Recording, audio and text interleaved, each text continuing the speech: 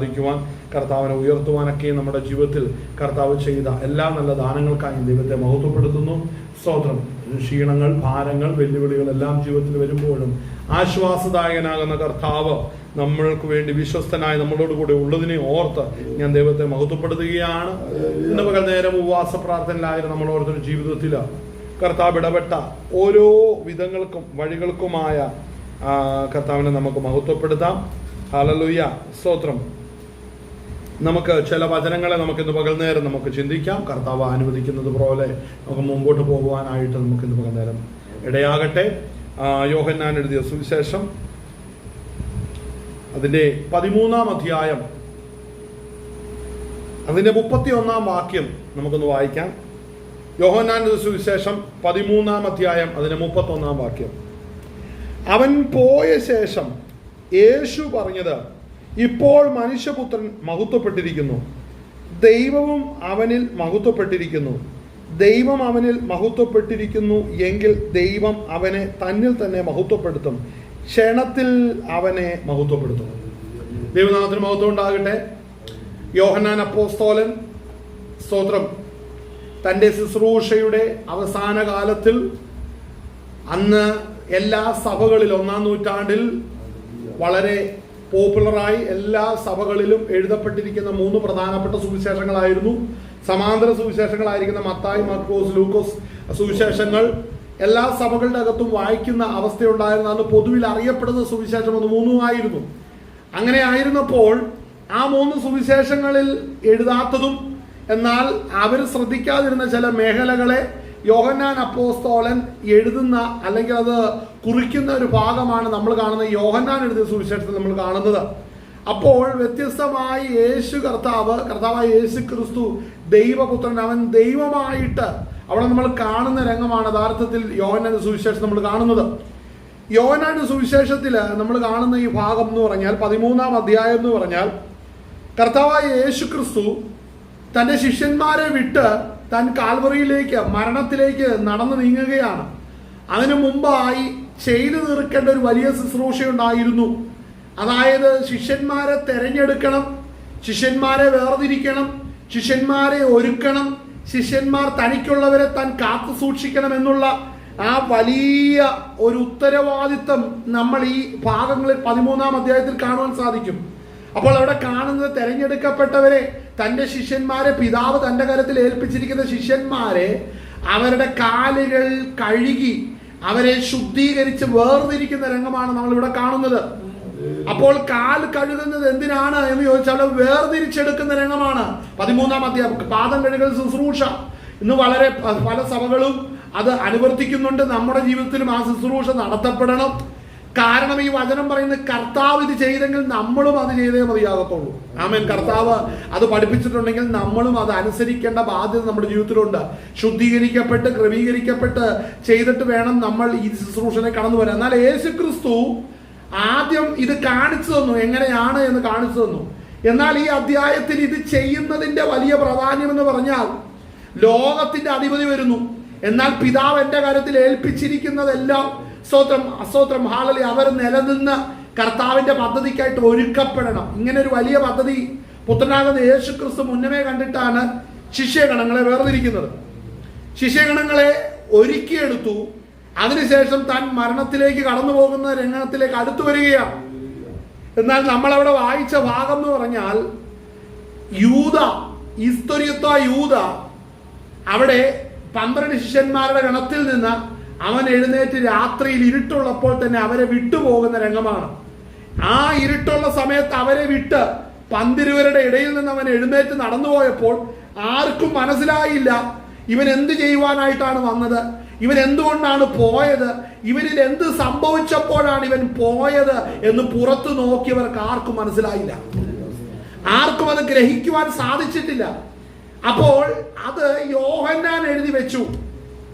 അതിനുശേഷം അവൻ എഴുന്നേറ്റ് പോയതിനു ശേഷം കർത്താവായ യേശു ക്രിസ്തു പറഞ്ഞ വചനമാണ് നമ്മളിപ്പോൾ വായിച്ചത്.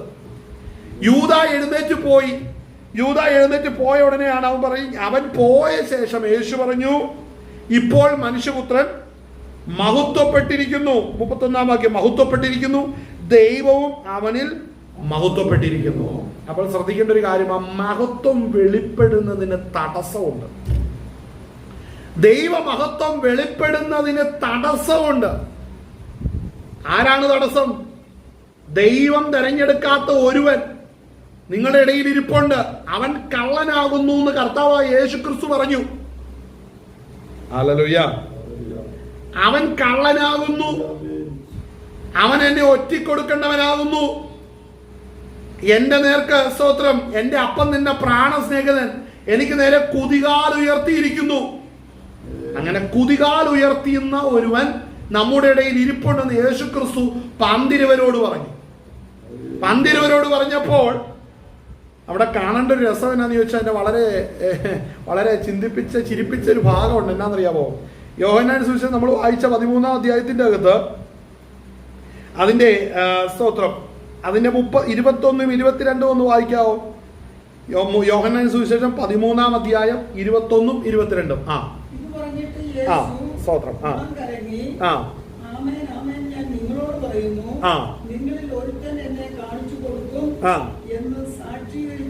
ഇവിടെ ശ്രദ്ധിക്കണം, അവിടെ കർത്താവായ യേശുക്രിസ്തു ഇത് പറയുമ്പോൾ കർത്താവായ യേശുക്രിസ്തു എങ്ങനെയാണ് ശുശ്രൂഷ ചെയ്യുന്നത്? പിതാവായ ദൈവത്തിൽ താൻ വസിക്കുകയാണ്. പിതാവിൽ നിന്ന് കേൾക്കുന്നതാണ് താൻ അറിയിച്ചു തരുന്നത്. താൻ സ്വയമേ ഒന്നും പറയുന്നില്ല. ഉണ്ടോ? കർത്താവായ യേശുക്രിസ്തു സ്വതവേ ഒന്നും പറയുന്നില്ല. ഹല്ലേലൂയ, സ്തോത്രം. അവിടെ താൻ പിതാവിൽ വസിക്കുമ്പോഴാണ് തനിക്ക് ഇതൊക്കെയും ലഭിക്കുന്നത്. ഹല്ലേലൂയ, സ്തോത്രം. അപ്പോൾ സ്തോത്രം, ഇവിടെ നമ്മൾ വായിക്കേണ്ട ഒരു കാര്യം എന്ന് പറഞ്ഞാൽ തന്റെ ശുശ്രൂഷ, സ്തോത്രം, ഇവിടെ കർത്താവായ യേശുക്രിസ്തുവിന്റെ ശുശ്രൂഷയാണ് നമ്മൾ ഇവിടെ ശ്രദ്ധിക്കേണ്ടത്. നമ്മളിവിടെ വായിക്കുമ്പോൾ സ്തോത്രം അതിന്റെ 5-ാം അധ്യായം, യോഹന്നാൻ സുവിശേഷം 5-ാം അധ്യായം അതിന്റെ 19-ാം വാക്യം മുതൽ വായിച്ചേ. നമ്മൾ വളരെ കണക്ട് ചെയ്ത് പഠിക്കണം. ഇത് ചെയ്യുന്ന സമയത്ത്, യൂദായെ ഇറക്കി വിടുന്ന സമയത്ത് മഹത്വം വെളിപ്പെടുത്തേണ്ടതിന് വേണ്ടി ക്രിസ്തു പന്തിരുവരുടെ നടുവിൽ ഇരിക്കുമ്പോൾ താൻ പറയുന്നു, താൻ ഉള്ളം കലങ്ങി പറയുന്നു, നിങ്ങളിൽ ഒരുവൻ എന്നെ ഒറ്റിക്കൊടുക്കാനിരിക്കുന്നു, നിങ്ങളിൽ ഇരിക്കുന്ന ഒരുവൻ പിശാചാകുന്നു എന്നൊക്കെ മറ്റ് സുവിശേഷങ്ങളിൽ പറയുമ്പോൾ യേശുക്രിസ്തു ചെയ്ത ശുശ്രൂഷ എങ്ങനെയുള്ളതാണെന്ന് മനസ്സിലാക്കണം. ഇത് താൻ സ്വതവേ പറയുന്നതല്ല. ക്രിസ്തുവിന്റെ ആത്മാവ്, പിതാവിന്റെ ആത്മാവ് തന്നിൽ ഇടപെടുമ്പോൾ, സർവത്തെ അറിയുന്ന പരിശുദ്ധൻ സ്വന്തം പുത്രനോട് കൂടെ വസിക്കുമ്പോൾ തന്നെ പിതാവ് അവന് വെളിപ്പെടുത്തി കൊടുക്കുകയാണ്. ആമേൻ, ഹല്ലേലൂയ. ആ വാക്യം ഒന്ന് വായിച്ചേ, ഞാൻ പറഞ്ഞ വാക്യം വായിച്ചേ. അതിന്റെ 18 മുതൽ വായിക്കാവോ? ഞാൻ സോറി, 18 മുതൽ വായിച്ചേ. മാത്രമല്ല, ഇനി പറയുന്ന കാര്യം ശ്രദ്ധിക്കണം. ദൈവം സ്വന്തം പിതാവ് എന്ന് പറഞ്ഞ് അപ്പോൾ ശ്രദ്ധിക്കണം, അവിടെ യേശുക്രിസ്തു ശബത്തിൽ ഒരത്ഭുതം ചെയ്തത് കൊണ്ട് മാത്രമല്ല, യേശുക്രിസ്തു പറഞ്ഞു പിതാവായ ദൈവം എന്റെ പിതാവാണ്, ഞാൻ അവന് പുത്രനാണ് എന്ന് പറഞ്ഞത് യഹൂദന്മാർക്ക് ഉൾക്കൊള്ളാൻ പറ്റുന്ന കാര്യമല്ല. അപ്പോൾ യേശുക്രിസ്തു അത് പറയുന്നതിൽ ലജ്ജിക്കുന്നില്ല. കാര്യം താൻ പിതാവിൽ വസിക്കുന്നത് കൊണ്ടാണ് അത് പറയുന്നത്. താൻ പിതാവിൽ വസിക്കുന്നത് കൊണ്ട് അത് പറയുന്നു. എന്നാൽ യഹൂദന്മാർ അവനെ എറിയുവാൻ കല്ലെടുത്തപ്പോൾ, അവനെ തല്ലുവാൻ ഉപദ്രവിക്കുവാൻ അടുത്തു വന്നപ്പോൾ യേശുക്രിസ്തുവിടെ പറയുന്ന രംഗമാണ് നമ്മളിവിടെ കാണുന്നത്. അപ്പോൾ അവന്റെ മേലുള്ള ആരോപണം കേൾക്കണം. അത് ആരോപണമല്ല, ദൈവത്തെ സംബന്ധിച്ചത് സത്യവും മനുഷ്യരെ സംബന്ധിച്ചത് ആരോപണവുമാണ്. ശ്രദ്ധിക്കേണ്ട ഒരു കാര്യമാണ്. നാം ദൈവമക്കളാണ്, അല്ലേ? രക്ഷിക്കപ്പെട്ടവർ ദൈവമക്കളാണ് നമ്മൾ പറയുമ്പോൾ നമ്മെ സംബന്ധിച്ചത് സത്യമാണ്. നമ്മൾ കൽപ്പന അനുസരിച്ച് വീണ്ടും ജനം പ്രാപിച്ചത് നമ്മൾ ദൈവമക്കളാണ്. എന്നാൽ രക്ഷിക്കപ്പെടാത്തവരെ സംബന്ധിച്ചത് ആരോപണമാണ്. ശ്രദ്ധിക്കണം, അല്ലേ? അപ്പോൾ നമ്മൾ ആരോപണങ്ങളാണെന്ന് നമ്മുടെ മേൽ ചുമത്തി നമ്മളെ ഉപദ്രവിക്കുമ്പോഴും നമ്മൾ പറഞ്ഞ സത്യത്തിന് തുണ നിൽക്കുന്ന ഒരുവൻ സ്വർഗത്തിലുണ്ട്. അവൻ ഈ ഭൂമിയിലായിരുന്നപ്പോൾ നമുക്ക് പകരക്കാരനായി കഷ്ടം അനുഭവിച്ചവനാണ്, നമുക്ക് മാതൃകയായി തീർന്നവനാണ്. അപ്പോൾ നമ്മൾ വായിച്ച വാക്യം ഒന്നും കൂടെ, അവിടെ ആ വാക്യത്തിൽ ഒന്നും കൂടെ വന്നേ. ലംഘിച്ചത് കൊണ്ട് മാത്രമല്ല ദൈവം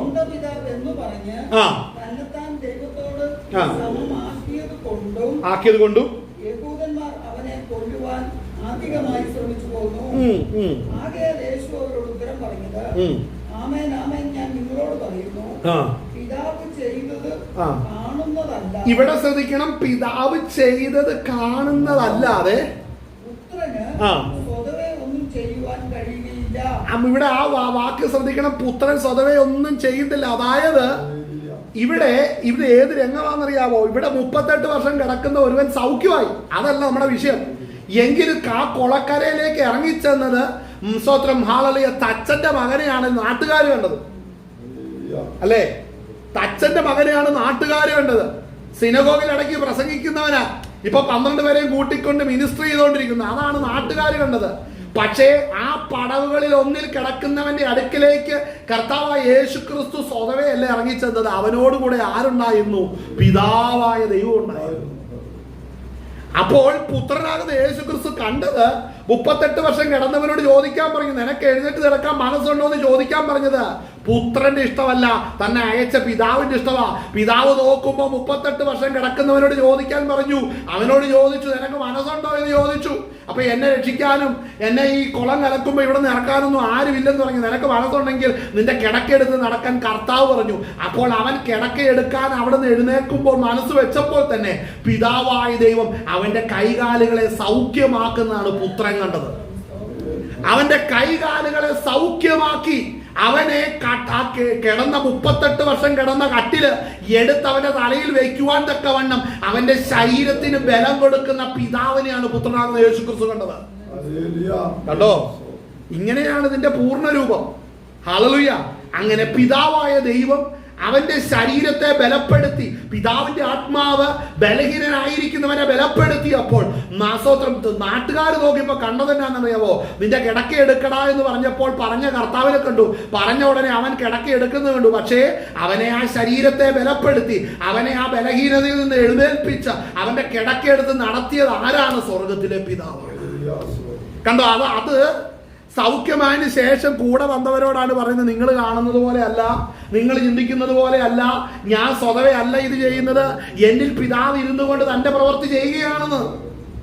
അത് പറഞ്ഞപ്പോൾ മനസ്സിലായത് കാര്യം ഒരു മനുഷ്യന് ചെയ്യാൻ കഴിയാത്തതല്ലേ നിങ്ങൾ കണ്ടത്? അതെ, അങ്ങനെയാണെങ്കിൽ കാണപ്പെടുന്നല്ല, കാണപ്പെടാത്ത ഒരുവൻ നമ്മുടെ ഇടയിലുണ്ട്. അത് അവർക്ക് അറിയുവാൻ തക്കവണ്ണം അവരിൽ പരിശുദ്ധാത്മാവില്ലായിരുന്നു. പരിശുദ്ധാത്മാവില്ല. ശ്രദ്ധിക്കണം, പെന്തക്കോസ്ത് നാൾ വന്നു, പരിശുദ്ധാത്മാവിനെ പ്രാപിച്ചു, എല്ലാവരും സുവിശേഷം എഴുതി. ഈ സുവിശേഷങ്ങളിൽ എഴുതപ്പെടാതെയും മറഞ്ഞു കിടക്കുന്ന ചില ഭാഗങ്ങളാണ് യോഹന്നാൻ അപ്പോസ്തലൻ എടുത്തെഴുതുന്നത്. അവർക്ക് ആർക്കും മനസ്സിലാകാത്താണ് എടുത്തെഴുതുന്നത്. അദൃശ്യനായ ദൈവത്തിന്റെ സാന്നിധ്യം അവിടെ ഉണ്ടായിരുന്നു. അതുകൊണ്ട് തന്റെ സാക്ഷ്യം മുഴുവനും അദൃശ്യനായി ഇറങ്ങി വന്ന പിതാവിന്റെ സാന്നിധ്യം അവിടെ വെളിപ്പെട്ടു. ഇത് യേശു ക്രിസ്തു കണ്ടു പ്രഖ്യാപിച്ചു. മറ്റ് ശിഷ്യന്മാർ അത് കേട്ടില്ല, ഗ്രഹിച്ചില്ല. എന്നാൽ അത് യോഹന്നാൻ കണ്ടു, കേട്ടു, ഗ്രഹിച്ചു, താൻ എഴുതി വെച്ചു. നമ്മൾ ഇന്ന് വായിക്കുന്നു. ഹല്ലേലൂയ. അപ്പോൾ ആ വാദം ശ്രദ്ധിക്കണം. നമ്മൾ വായിച്ച വാക്യത്തിലേക്ക് ഒന്ന് വന്നേ. മാത്രമല്ല ദൈവം സ്വന്തം പിതാവ് എന്ന് പറഞ്ഞ് തന്നെത്താൻ ദൈവത്തോട് സമമാക്കിയത് കൊണ്ടും യഹൂദന്മാർ അവനെ കൊല്ലുവാൻ ആധികമായി ശ്രമിച്ചു പോന്നു. വായിച്ച അടുത്ത വാക്യം. ആകയാൽ യേശു അവരോട് ഉത്തരം പറഞ്ഞത്, ആമേൻ ആമേൻ ഞാൻ നിങ്ങളോട് പറയുന്നു, പിതാവ് ചെയ്തത് കാണുന്നത് അല്ലാതെ പുത്രന് സ്വതവേ ഒന്നും ചെയ്യുവാൻ കഴിയില്ല. ചെയ്യുന്നതെല്ലാം പുത്രനും അവണ്ണം തന്നെ ചെയ്യുന്നു. പിതാവ് പുത്രനെ സ്നേഹിക്കുകയും താൻ ചെയ്യുന്നതൊക്കെയും അവന് കാണിച്ചു കൊടുക്കുകയും ചെയ്യുന്നു. നിങ്ങൾ ആശ്ചര്യപ്പെടുമാറ് ഇവയെ വലിയ പ്രവൃത്തികളും അവന് കാണിച്ചു കൊടുക്കും. പിതാവ് മരിച്ചവരെ ഉണർത്തി ജീവിപ്പിക്കുന്നത് പോലെ പുത്രനും താൻ ഇച്ഛിക്കുന്നവരെ ജീവിപ്പിക്കുന്നു. എല്ലാവരും പിതാവിനെ ബഹുമാനിക്കുന്നത് പോലെ പുത്രനെയും ബഹുമാനിക്കേണ്ടതിന് പിതാവ് ആരെയും ന്യായം വിധിക്കാതെ ന്യായവിധി എല്ലാം പുത്രന് കൊടുത്തിരിക്കുന്നു. കണ്ടോ? അവിടെ പറഞ്ഞിരിക്കുന്നത് എങ്ങനെയാണ്? ന്യായവിധി ആർക്കാണ് കൊടുത്തിരിക്കുന്നത്? പുത്രനാകുന്ന യേശു ക്രിസ്തുവിനാണ് കൊടുത്തിരിക്കുന്നത്. ഇന്ന് അനേകരോട് പറയുമ്പോൾ പറയുന്നത് ഞങ്ങൾക്ക് പിതാവിനെ കണ്ടാൽ മതി, സ്വർഗത്തിലൊരു ദൈവമുണ്ട്. ഞാൻ ചോദിക്കട്ടെ, കർത്താവിന്റെ സ്റ്റേറ്റ്മെന്റ് നിങ്ങൾ വിശ്വസിക്കുന്നുണ്ടോ? പിതാവായ ദൈവത്തെ ഒരു മനുഷ്യനും കണ്ടിട്ടില്ലെന്ന് കർത്താവ് പറഞ്ഞു. നമ്മളത് വിശ്വസിച്ചാൽ മതി. ഹല്ലേലൂയ. അങ്ങനെയല്ല, സ്വർഗത്തിലൊരു ദൈവമുണ്ട്, ഞങ്ങളെല്ലാവരും അറിയുന്ന ഒരുത്തം പറഞ്ഞ് അവൻ പോഷ്കാണ് പറയുന്നത്. കാര്യം ദൈവത്തെ ഒരു നാളും ആരും കണ്ടിട്ടുമില്ല, കേട്ടിട്ടുമില്ല. ഹല്ലേലൂയ. എന്നാൽ പിതാവിൽ നിന്ന് വന്ന തന്റെ ഏകജാതൻ നമ്മുടെ നടുവിലേക്ക് ഇറങ്ങി വന്നു. നമ്മുടെ പാപത്തിന് പരിഹാരമായിട്ട് അവൻ കാൽവറിയിൽ മരിച്ചു. അല്ലാതെ നമ്മൾ എങ്ങനെയാണ് അവനെ അറിയുന്നത്? എങ്ങനെയാണ് അറിയുന്നത്? ആ ക്രിസ്തുവിന്റെ മാർഗം നിലനിൽക്കുന്നത് പരിശുദ്ധാത്മാവിനാലാണ്. വിശ്വസിക്കുന്നവരിൽ ദൈവത്തിന്റെ ആത്മാവാകുന്ന പരിശുദ്ധാത്മാവിനെ പകരുമ്പോൾ എഴുതപ്പെട്ടിരിക്കുന്ന വചനം പരിശുദ്ധാത്മാവർക്ക് വെളിപ്പെടുത്തി കൊടുക്കും. രക്ഷിക്കപ്പെടുന്നത് വരെ ഈ 66 വർഷം നമുക്ക് കടുകട്ടിയായിരുന്നു, ഇല്ലേ? നമുക്കൊന്നും മനസ്സിലാകുന്നില്ലായിരുന്നു. ഇത് വായിച്ചിട്ട് എന്നാന്നൊരു പിടിയില്ലായിരുന്നു. അങ്ങനെ വെറുതെ ചുമന്നോണ്ട് എല്ലാവരുടെ കയ്യിൽ 150 രൂപയുടെ BSIയുടെ ബൈബിൾ ഉണ്ടായിരുന്നു. തുറന്നു നോക്കുന്ന മുഴുവൻ സങ്കീർത്തനമാണ്. കാരണം എന്നാ, ആർക്കെഴുതി, എന്തിനെഴുതി, എപ്പോ എഴുതി, ഒരു പിടിയില്ല. കുറെ ആശ്വാസവചനമുണ്ട്, അത് വായിച്ചിട്ട് കിടന്നുറങ്ങും. വായിക്കുന്നതിനാ പിശാചിനെ പേടിച്ചു, അളലിയാസത് വഴി പോകുന്ന പോരാട്ടത്തെ പേടിച്ചു, അല്ലെ പരീക്ഷ ജയിക്കാൻ വേണ്ടി, ജോലി കിട്ടാൻ വേണ്ടി. 91 സങ്കീർത്തനം, 51 സങ്കീർത്തനം, 1 സങ്കീർത്തനം, ഇതൊക്കെയാണ് ചിലരുടെ പിടി. മനസ്സിലാക്കണം. രക്ഷിക്കപ്പെട്ട് കഴിഞ്ഞപ്പോഴാണ് ഇതിലും ആഴമുള്ള കാര്യങ്ങൾ വചനത്തിൽ കിടപ്പെടുന്നത് മനസ്സിലായത്. എവിടെയാ കിടക്കുന്ന, ആർക്കാണ് എഴുതിയിരുന്നത്? നമുക്ക് എഴുതപ്പെട്ടിരിക്കുന്ന വചനമാണിത്. അങ്ങനെയെങ്കിൽ പിതാവ് പുത്രനിൽ വസിച്ചുകൊണ്ട് താൻ സ്വയമായി പറയാതെ പിതാവ് സംസാരിക്കുന്നതാണ് ശിഷ്യന്മാർ കേട്ടത്. അത് പരിശുദ്ധാത്മാവ് വരുന്നത് വരെ അവർക്കാർക്കും മനസ്സിലായില്ല. പരിശുദ്ധാത്മാവ് വന്നു കഴിഞ്ഞപ്പോഴാണ് ഞങ്ങളോടുകൂടെ 3.5 വർഷക്കാലം ഇരുന്നവൻ ആരെന്നും അവൻ എന്താണ് ചെയ്തതെന്നും പരിശുദ്ധാത്മാവ് ചെയ്തതെന്നും പിതാവ് ചെയ്തതെന്നും വ്യക്തമാകുവാനിടയായി തീർന്നു. അതുകൊണ്ട് പരിശുദ്ധാത്മാവിനെ പ്രാപിക്കാത്ത ഒരു മനുഷ്യനും കർത്താവിനെ അറിയുവാനോ കർത്താവിനെ സേവിക്കുവാനോ കഴിയത്തില്ല. ഈ മാർഗക്കാരുണ്ട്, മതത്തിലുള്ളവര് കാണപ്പെടുന്ന ഇടത്തേക്ക് പോകണം, കാണപ്പെടുന്ന കെട്ടിടം വേണം, കാണപ്പെടുന്ന രൂപം വേണം, ഇതിന്റെ മുമ്പിൽ പോയി എല്ലാം ചെയ്തുകൊണ്ടിരിക്കും. എന്നാൽ ദൈവം ഇതിലൊന്നും ഒതുങ്ങുന്നവനെന്ന് മനസ്സിലാകും. കർത്താവ് ഇതിലൊന്നും ഒതുങ്ങുന്നവനല്ല. ആത്മാവാകുന്ന ദൈവത്തെ ഇതിലൊന്നും ഒതുക്കുവാൻ കഴിയത്തില്ലെന്ന് നമ്മൾ തിരിച്ചറിയണം. നമ്മുടെ വിശുദ്ധ കരങ്ങൾ ദൈവത്തെ മഹത്വപ്പെടുത്തിയാട്ടെ. ഹല്ലേലൂയ. അപ്പോൾ അങ്ങനെയാണെങ്കിൽ ഈ സത്യം നമ്മൾ ഗ്രഹിക്കണം. അങ്ങനെയെങ്കിൽ ന്യായവിധി ആർക്കാ കൊടുത്തിരിക്കുന്നത്? പുത്രനാ കൊടുത്തിരിക്കുന്നത്. കാരണം എന്നാ? പിതാവ് ന്യായം വിധിക്കുന്നില്ല. കാര്യം ന്യായവിധി പുത്രന് കൊടുത്തു. പുത്രന്റെ ശരീരയാഗത്തിൽ വിശ്വസിക്കുന്നവൻ ആ ന്യായവിധിയിൽ നിന്ന് ഒഴിവുള്ളവരായി തീർന്നു. അപ്പൊ യേശുക്രിസ്തുവിൽ വിശ്വസിക്കുന്നവർ മാത്രമാണ് ന്യായവിധിയിൽ നിന്ന് ഒഴിവുള്ളവരായി ദൈവമക്കളായി ഭൂമിയിൽ വസിക്കുന്നുള്ളൂ. അപ്പോൾ അതുകൊണ്ടാണ് നമ്മൾ യേശുക്രിസ്തു ദൈവപുത്രൻ രക്ഷകനാണെന്ന് നമ്മൾ പ്രസംഗിക്കുന്നതിന് കാര്യം. മരണത്തിന് ശേഷം എല്ലാ മനുഷ്യരെയും ന്യായം വിധിക്കുന്ന ഒരുവനുണ്ട്, അവന്റെ പേര് കർത്താവായ യേശുക്രിസ്തു എന്നാണ്. ഇത് പറയുമ്പോഴാണ് എല്ലാവർക്കും പ്രശ്നം ഉദിക്കുന്നത്. കാര്യം നമ്മൾ അങ്ങനെ ഇത് വിശ്വസിക്കാതിരുന്നൊരു കാലഘട്ടം നമുക്കൊരു ഗ്രാഹ്യമില്ലായിരുന്നു. എന്നാൽ പരിശുദ്ധാത്മാഭിഷേകം പ്രാപിച്ചപ്പോഴാണ് ഇതിന്റെ സത്യം നമ്മൾ മനസ്സിലായത്. ഈ ലോകവും ഇതിന്റെ അവസ്ഥകൾ അവസാനിക്കാൻ പോവുകയാണ്. എന്തുകൊണ്ടാണ് യുദ്ധങ്ങളും പ്രശ്നങ്ങളും പ്രതിസന്ധികളും അതുപോലെ ലോകത്തെമ്പാടും നടക്കുന്ന എല്ലാവിധ ഭീകരമായ അനുഭവങ്ങൾ വരുന്നത്? ഇത് ലോകത്തിന്റെ അവസാനത്തിലേക്ക് വന്ന് പ്രകൃതി മാറിയില്ലേ, മനുഷ്യന്റെ സ്വഭാവം മാറിയില്ലേ, മനുഷ്യന്റെ ടെക്നോളജി കൂടിയിട്ടാണ്. ഓരോ ടെക്നോളജി അല്ല, ഈ മനുഷ്യ ഈ വഴി കൂടെ ഇറങ്ങി നടന്ന് മൃഗങ്ങള് മനുഷ്യനെ ചുമ്മാ കടിച്ചു പറിച്ച് കൊല്ലുക, ആനയാണെ ഓടിച്ചിട്ട് കുത്തുന്നു. എന്തൊക്കെ പ്രശ്നങ്ങളാണ് നടക്കുന്നത്? എന്താണ് ഇതിന്റെ റീസൺ? പറയാനുണ്ടോ? ഉത്തരവുണ്ടോ? മറ്റൊന്നുമല്ല, ഭൂമിയിലെ സകല മനുഷ്യരെ കാട്ടുമൃഗങ്ങളെ കൊണ്ട് കൊന്നുകളയുവാൻ അധികാരം ലഭിക്കുന്ന ഒരു സമയത്തേക്ക് എത്തിക്കൊണ്ടിരിക്കുകയാണ്. ആമേൻ. സഹോദരൻ, നമ്മൾ പേരിട്ട് ഓമനിച്ച് വളർത്തുന്ന പട്ടിയും പൂച്ചയൊന്നും നമ്മുടെ നല്ലെന്ന് അല്ലേ? ആളെ നമ്മളതിന് പേര് വിട്ട് ഒരു കൂട് ഉണ്ടാക്കി അതിനെ അവിടെ ഇട്ടിരിക്കുന്നു. ആളെ പൂച്ചയുണ്ട്, നമ്മളെ വീട്ടിൽ അതിന് ഓമനിക്കുന്നു, നമ്മളതിന് പാല് കൊടുക്കുന്നു, അല്ലേ? പക്ഷേ ഇത് മനസ്സിലാക്കണം, അതൊന്നും നമ്മുടെ അല്ല. ഈ കാണുന്നതൊന്നും മനുഷ്യന്റെ സ്വന്തമല്ല. ഈ സകല സൃഷ്ടിയും ദൈവത്തിന്റെ കൽപ്പനയ്ക്ക് വിധേയപ്പെട്ട് കിടക്കുകയാണ്. ദൈവം അനുവദിച്ചിരിക്കുന്ന ഇവയെ ഓരോന്നും ആളെ ഇത് തിരിഞ്ഞ് മനുഷ്യനെ ഭക്ഷിക്കാൻ തുടങ്ങുന്ന ആളടുത്ത് വരികയാണ്. ഹല്ലേലൂയ. മനുഷ്യന്റെ അവസ്ഥ എന്നാണ് ഞാൻ പലപ്പോഴും ചിന്തിച്ചത്. ലോകത്തിൽ കാണപ്പെടുന്ന ഒരു നിയമം എഴുതി വെച്ചിട്ടുണ്ട്, ഈ മൃഗങ്ങളെ ഒന്നും കൊല്ലരുത്, അല്ലേ? ആ നിയമത്തെ മനുഷ്യൻ ആശ്രയിക്കണം. അപ്പോൾ തന്നെ ദൈവത്തിന്റെ കൽപ്പന എന്നാ? മൃഗങ്ങളുടെ പേര് തന്നെ ഈ മനുഷ്യനെ പിടിച്ചു തിന്നു. നിങ്ങൾക്ക് തിന്നാം, നിങ്ങൾ ഇവയെല്ലാം തിന്നും, പക്ഷെ നിങ്ങളെ ആരും കൊല്ലത്തില്ല. കൊല്ലുന്നവനെല്ലാം മനുഷ്യന്റെ നിയമം കൊണ്ട് തന്നെ അവിടെ ഒതുങ്ങുകയാണ്, അല്ലേ? ചിന്തിച്ചതിന്റെ ആ കിടപ്പ് ശ്രദ്ധിക്കണം. ഇത് ഒരു ഗവൺമെന്റിനെയും പറയേണ്ട, ഒരു ഗവൺമെന്റിനോ ഒരു പാർട്ടിക്കൊന്നും ഒന്നും ചെയ്യാൻ പറ്റില്ല. ഇത് ദൈവത്തിന്റെ കൽപ്പനയാണ്, ദൈവത്തിന്റെ കൽപ്പനയാണിത്. അത് ദൈവത്തിന്റെ പദ്ധതി പോലെ നടക്കത്തുള്ളൂ. ആമേൻ. സഹോദരൻ, നമ്മളിത് വായിക്കുമ്പോൾ ഇപ്പോൾ മനസ്സിലായല്ലോ എന്താണ് അവിടെ സംഭവിക്കുന്നതെന്ന്. നമ്മളത് വായിച്ചു വരുമ്പോൾ, നമ്മൾ വായിച്ച 13-ാം അധ്യായം യോഹന്നാന്റെ സുവിശേഷം 13-ാം അധ്യായത്തിൽ നമ്മൾ വരുമ്പോൾ ഞാൻ വായിക്കാൻ പറഞ്ഞ ഭാഗമുണ്ട്. ഹല്ലേലൂയ. ഇത് അതിന്റെ 21-ഉം 22-ഉം ഇത് പറഞ്ഞിട്ട് യേശു ഉള്ളം കലങ്ങി, ഇത് പറഞ്ഞിട്ട് യേശു ഉള്ളം കലങ്ങി, ആമേൻ ആമേൻ ഞാൻ നിങ്ങളോട് പറയുന്നു, നിങ്ങളിൽ ഒരുത്തൻ എന്നെ കാണിച്ചു കൊടുക്കും എന്ന് സാക്ഷീകരിച്ച് പറഞ്ഞു. അതിന്റെ 21-ാം വാക്യം, 22-ാം വാക്യം 13-ന്റെ 22.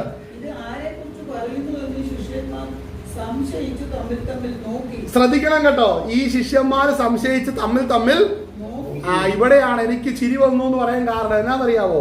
ഇതിൽ യൂദായും ഉണ്ടായിരുന്നു. എല്ലാരും സംശയിച്ചപ്പോ ഇവനും ചോദിച്ചിട്ടുണ്ട് ആരടത് എനിക്ക്. അപ്പൊ യൂദാ പറഞ്ഞു കാണും, എടാ പത്രോസാണോടാ, അവനല്ലേ നമ്മുടെ എല്ലാം മുമ്പേ ചാടി എല്ലാ ബഹളം ഉണ്ടാക്കുന്ന, അവനെ കണ്ടിട്ട് അവനാണെന്ന് തോന്നുന്നു അല്ലേ? എന്തായാലും ഒരു കാര്യമുണ്ട്, അവിടെ ഏറ്റവും കൂടുതൽ കലക്കം ഉണ്ടായപ്പോൾ ഏറ്റവും പേടിച്ചത് മറ്റാരുമല്ല, പത്രോസ് തന്നെയാണ്.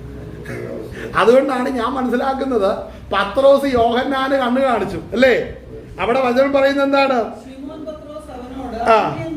ആംഗ്യം കാട്ടി. കാര്യം തന്നെ അവിടെ ശിഷ്യന്മാര് പറയുമ്പോ അവിടെ ഇവിടെ നിന്നൊക്കെ പത്രോസ് എന്ന് കേട്ടപ്പോ ഇങ്ങേർക്ക് ആകെ പേടിയും വിറയും തുടങ്ങി അല്ലേ? അപ്പൊ ഒറ്റ കാര്യമുണ്ട്, ശത്രു വന്നപ്പോ. അപ്പോൾ ശ്രദ്ധിക്കേണ്ട ഒരു കാര്യം, യോഹന്നാനെ ശ്രദ്ധിച്ചോ? യോഹന്നാൻ ഒന്നും പറയുകയോ സംസാരിക്കുകയോ ചെയ്തു എന്ന് അവിടെ കാണുന്നില്ല.